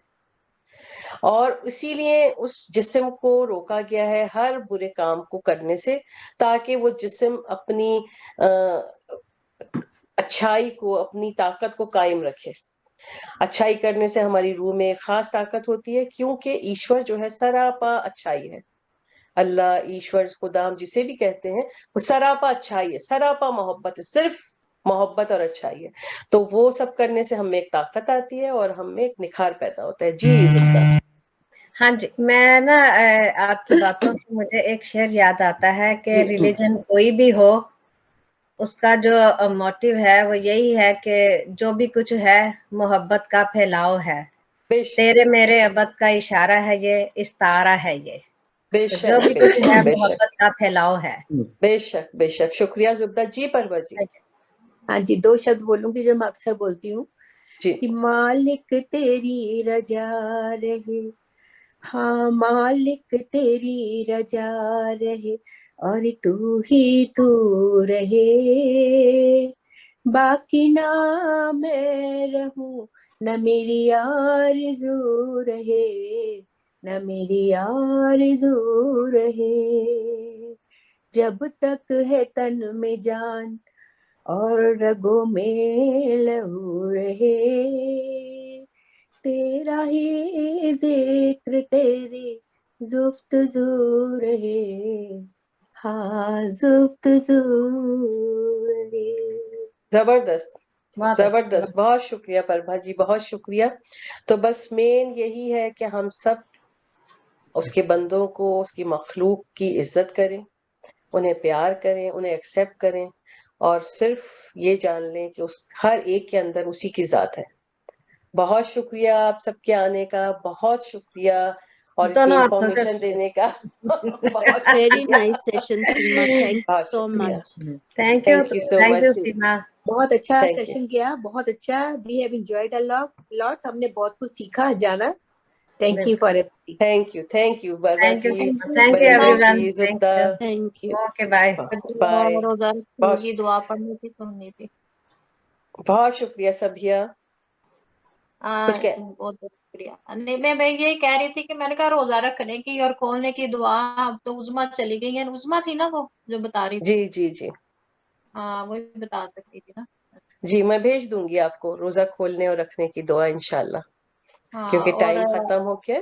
जी इस्तग़फ़ार और ये माफी मांगने की वो जो दुआएं शुआएं होती हैं, जी मैं जरूर आपसे इंशाल्लाह उसको शेयर करूंगी। और बहुत बहुत शुक्रिया सभिया आपके आने का। लेकिन नेक्स्ट टाइम जब भी हमारे प्रोग्राम हो तो प्लीज उसमें आप जरूर बात कीजिए। ओके, सॉरी मैं इस टाइम वॉशरूम गई थी ना, मुझे आपकी आवाज आई थी तो मैं वॉशरूम में थी ना। अच्छा ठीक है, ओके जी, अल्लाह हाफिज, थैंक यू सो मच।